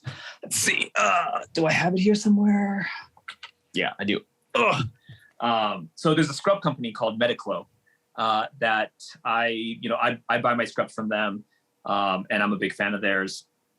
And so, they do only scrubs, and there are other scrub companies out there that have done partnerships with pin designers, and, they sell pins, as a collaboration between, sort of these two companies. And so, I've been trying to reach out to Mediclo specifically because I like their mission statement. They're all about sustainability. They plant a tree for every pair of scrubs that they sell. Everything they do, like their packaging, is all sustainable. It's all eco-friendly. And they've really tried to push that idea of saving the planet while saving patients. Like it's kind of a fun riff. And so I was trying to reach out to them, and say like, hey, let's do a collaboration. Let's put something together. And for a lot of these companies, it's hard for them to say like, yeah, let's do something we've never done before, and take a chance on a small business that who knows where they're going to end up going. And I contacted them a couple of times to see if they would want to do something, and each time they were like, well, think about it, we'll see when the time is right. Until finally I'm like, you know what, I'm just gonna make a design, and I'm just gonna send it to them and see like if you like this design, then let's make it. Then at least I've made that kind of first initial step to try to meet them halfway. And so I created this pin for them, which is it's a heart, with the globe inside of it. And I was like, I created this pin for you, you guys are specifically about healthcare and, environmental wellness. And, I made this pin to combine those two ideas. And, I want to, and if you're okay, if you like it, let's make it and let's do a collaboration. And they were like, that looks great. Let's do it. And so hopefully in the next week or so from, the time of this recording, this pin will officially go live in their shop as an official collaboration between the two of us. And stuff like that, I think is going to be a lot of fun, because like, a pin like this, I love the design, I love the concept, but it's probably not something that I would have made for my own shop specifically. And even though I think that there are a lot of people who would probably like it and enjoy it, my current base is probably less likely to. And I would have to kind of find a whole new following to be able to appeal this to. And so it was a good way for me to maybe appeal to a different base without having to create it myself. Yeah. Oh, that's cool pin. Great future forward vision. Like you're thinking ahead, and collabs are definitely like a great way to learn, like you said, learn about new techniques, new items, new process, just learning like gaining like new friendships too. Like I'm sure like, there's probably going to be more collabs down the line with BB Create and with the scrub caps. I'm sorry, Sumana. Yeah. Yes. And that's like the cool thing about collabs, but also you're getting your brand out to like another audience, shared interests and stuff like that. So that'll definitely like help you grow and help you stay on your toes. You're not going to get bored just making pins. Yeah. But that's really cool. Okay. By far, hands down, the longest podcast for Pin Pals, for sure. I don't know if anyone's ever going to top this. 2 hours, like I'm loving it. Well, I don't know what it's going to be like once it's like edited down or whatever, but yeah. Hey, maybe I can turn this into 2 parts and really milk it. Yeah. Cut myself, give myself like a week off or something. But anyway, we've reached the end. I mean, I have a bunch of questions, and I'm sure we could keep this conversation going on and on and on. Which probably, maybe we should like line up a part 2 at some point in the future. I would love that. Yeah. Because this has been nothing but an absolute pleasure. And I do have a bunch of other questions, and I know that we can just go down the rabbit hole of all these other like little things. But for the sake of time, let's just get into this rapid fire, this or that kind of deal. Soft enamel or hard enamel? Hard enamel, but I've recently started doing a couple soft enamel pins with like the epoxy coating and screen printing on top of the epoxy, which is super cool because it kind of makes a little bit of a 3D effect. Mm-hmm. So, as long as there's a case use for it, I've been kind of experimenting more with that, but by and large, hard enamel. Yeah, I was just looking to see if I had like a pin with the soft enamel epoxy, but I don't think so. No. Yeah. What the heck, Vince? No, I'm just kidding. Sorry. That would have been a good idea, actually. Dyed enamel pins or glow in the dark enamel pins? Ooh. I have recently, I think, when I first listened to this podcast and I remember hearing this question, the answer would have been glow in the dark, because I was playing a lot with glow in the dark pins. But, the more I've listened to your podcast and the more I've heard a lot of your guests say dyed pins, I've been doing more and more of that. And I really like it. Like, like the logo pin that I have is a dyed pin. And I've got a couple of pins that I've just released in the last couple of months that have been, dyed, black and, mostly black, which, is really great with the smooth coating. But, trying some of these other colors has been really a lot of fun. It is a lot of fun. I think dyed enamel pins is my answer, but it's just so cool. And it's just different. It kind of breaks up the norm of what you'd expect like a pin to kind of look like. Yeah, it gives you an extra layer to work with, I feel like, that you wouldn't otherwise have had if you were just trying to use it as the metal as an outline. Mm-hmm. Rubber backings or butterfly metal backings? So I prefer rubber backings, but a lot of people in the healthcare field, because they are wearing their pins on their badges and their lanyards, and it's like bouncing around, and they fall off really easily when they're on the rubber backs. And so I've had a lot of people in the healthcare field say that they like the metal backs more because they're a little bit more of a tighter fit, especially when it's kind of like bouncing around. Mm-hmm. But I prefer like the rubber backs because I like, sort of the variability of it. Yeah, these are pretty cool. I like that a majority of them, like I think all the Pokeball pins had the clear rubber backings, and that's pretty cool. Mm-hmm. Yeah, man, you should sell some like locking backs or something like that. Yeah, I know. But I don't need to tell you how to run your shop. You know how to do things. You seem to be doing just fine on your own. Are you hashtag pin game strong or pin game proper? You always ask that. I think it's hilarious. The answers are always. I've only ever used pin game strong, but. But I think it's hilarious that you always ask that. It's so dumb. It doesn't matter. It's the same thing, but it's just so fun to ask. I love the pin game confused. That's like my favorite thing. I love the fact that you're laughing too. Like the podcast has an inside joke. It's like when you're like as a fan of the podcast, and then you're like hearing, these questions, and like, it's hilarious to hear over and over again. I love it. Hashtag pin addict or hashtag pin collector. Oh boy, I would say pin collector. I see that board you have up on the corner. I don't know if that's your pins or stuff you bought. It's most, actually, I'll show you.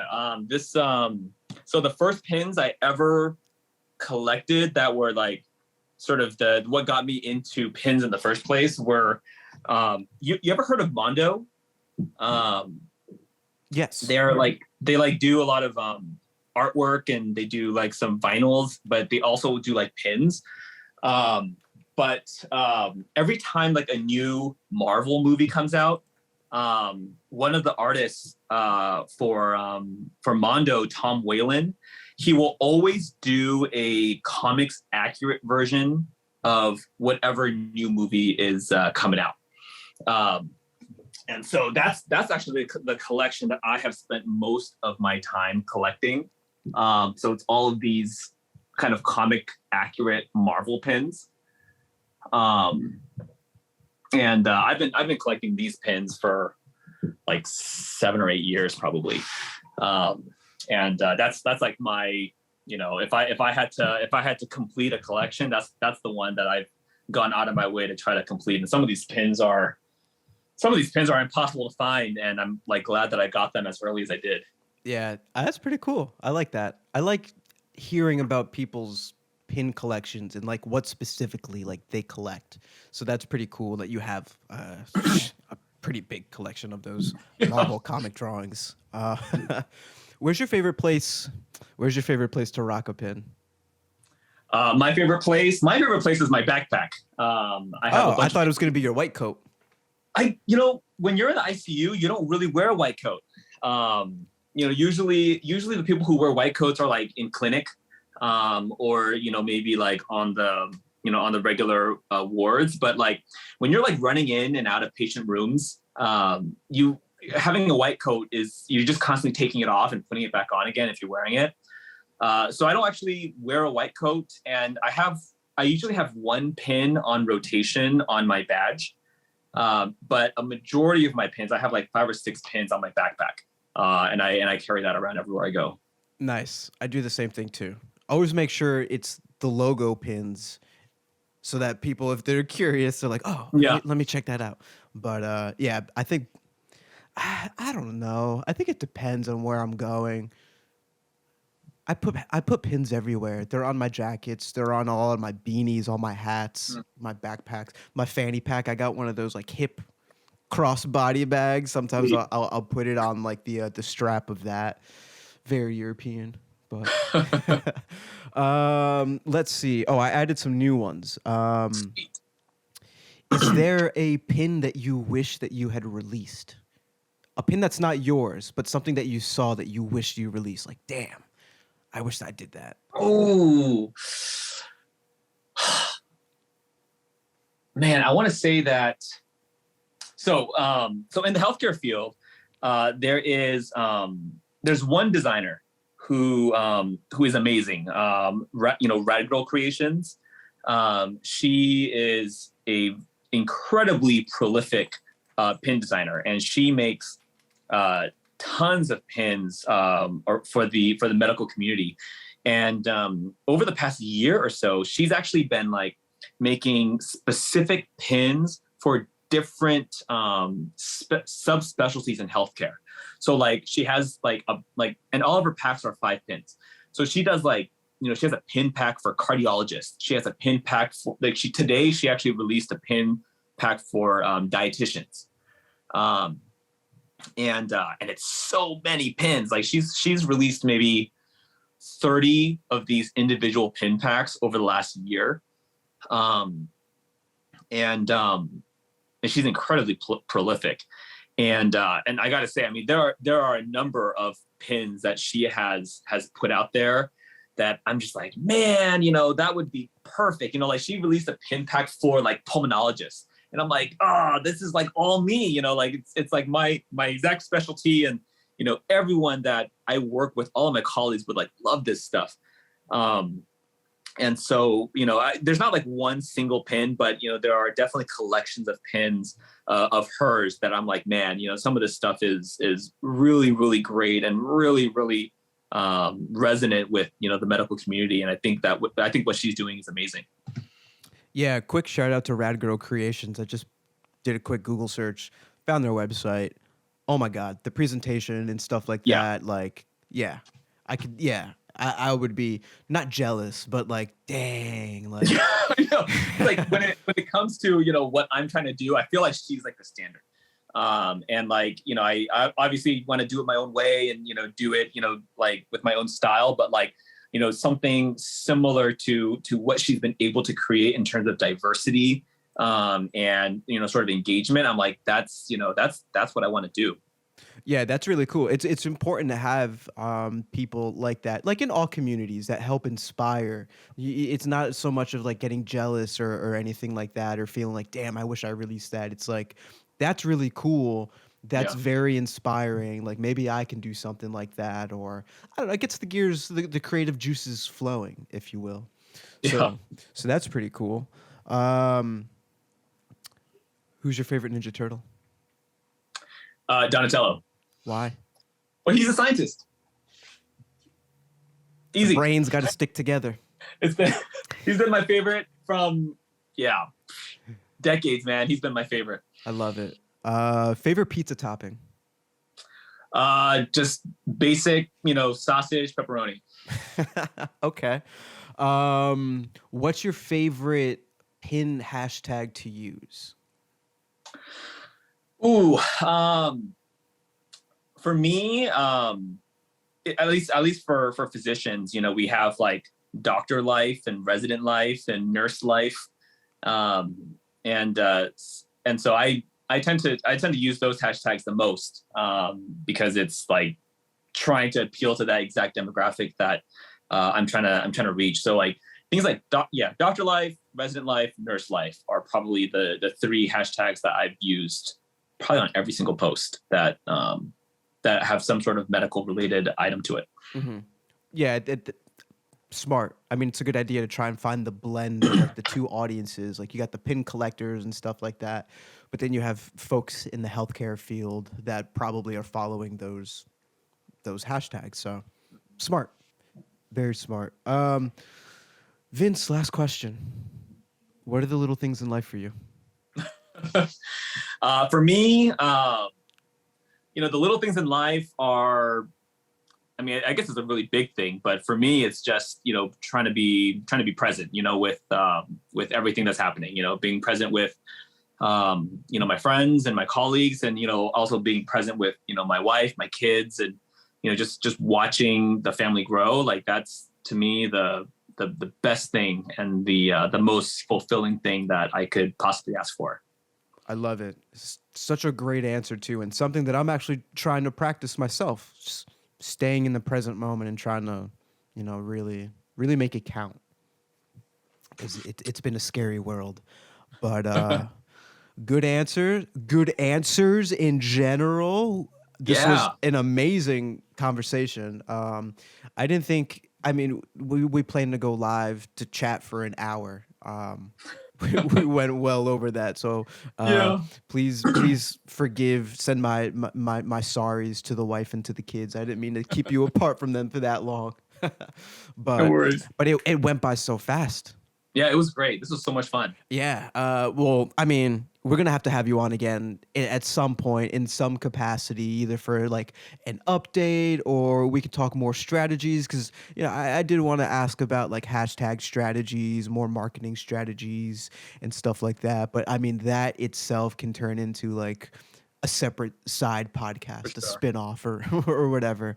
But so I just want to thank you for your time. I want to thank you for your transparency, being open, being vulnerable, all those things. Like, truly, just I felt inspired just by talking with you. So I hope other people can feel the same way, just based on all your answers and just how friendly you are. And so I just want to thank you.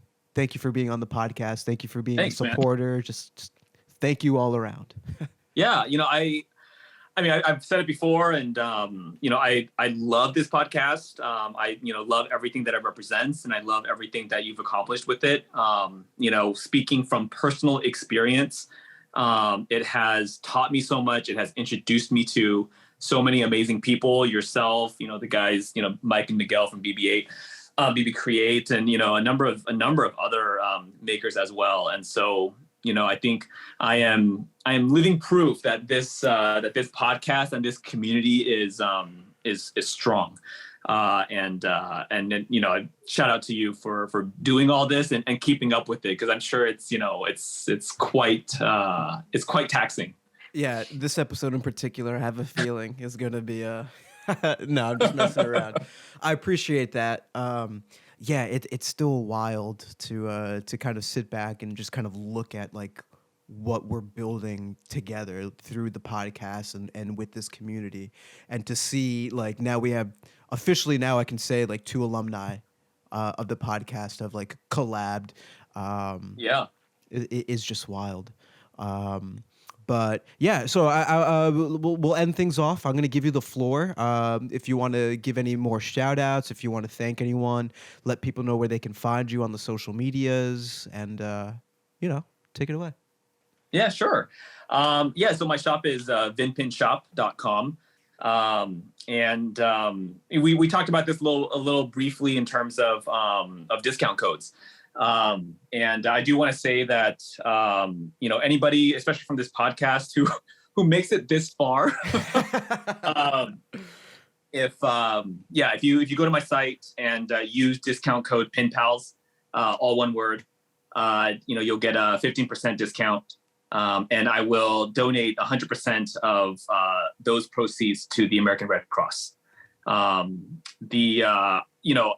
I don't know when this is going to air, but at the time of this recording, we're going through a major blood shortage right now nationally. I think that, it's really important to not only go out there and donate blood if you're able to. And I think, a lot of different institutions have set up, blood, donor drives. And, if you can do it, definitely do it. But if not, being able to support the American Red Cross and other organizations that are trying to fund these drives is, the next best thing. So that's where we're going to be putting these funds. I do want to give a shout out to my family, my wife, who's been, incredibly supportive through all this. She has put up with a lot. We're sitting in our office right now, but she probably didn't know it was going to be like filled to the brim with all this pin stuff. And, you know, she's got a full-time job and she's working in here too. And she's basically like, you know, navigating through this mess that I've made. So, you know, she's really put up with everything, you know, put up with my job and put up with this little business. And, you know, she's been, you know, obviously, you know, taking care of the kids, you know, while I'm like doing all this stuff and, you know, not with them. And so, you know, huge shout out to her and my family for, you know, for being really supportive. But yeah, that's all I got. Shout out to Mrs. Vin Pin holding down the fort. Yeah. I love it. Well, Vince, I'll let you get back to your family. Again, thank you for your time and your expertise and just being an overall just chill pin maker. It's been a good time. I'm sure we'll hit the DMs and we'll keep talking and yeah, that concludes this this. I don't even know. I can't even think of like an adjective to describe the podcast. This slog, yeah. saga of a podcast. But yeah, until then, I'll see you around. All right, man. You too. Take care. Peace.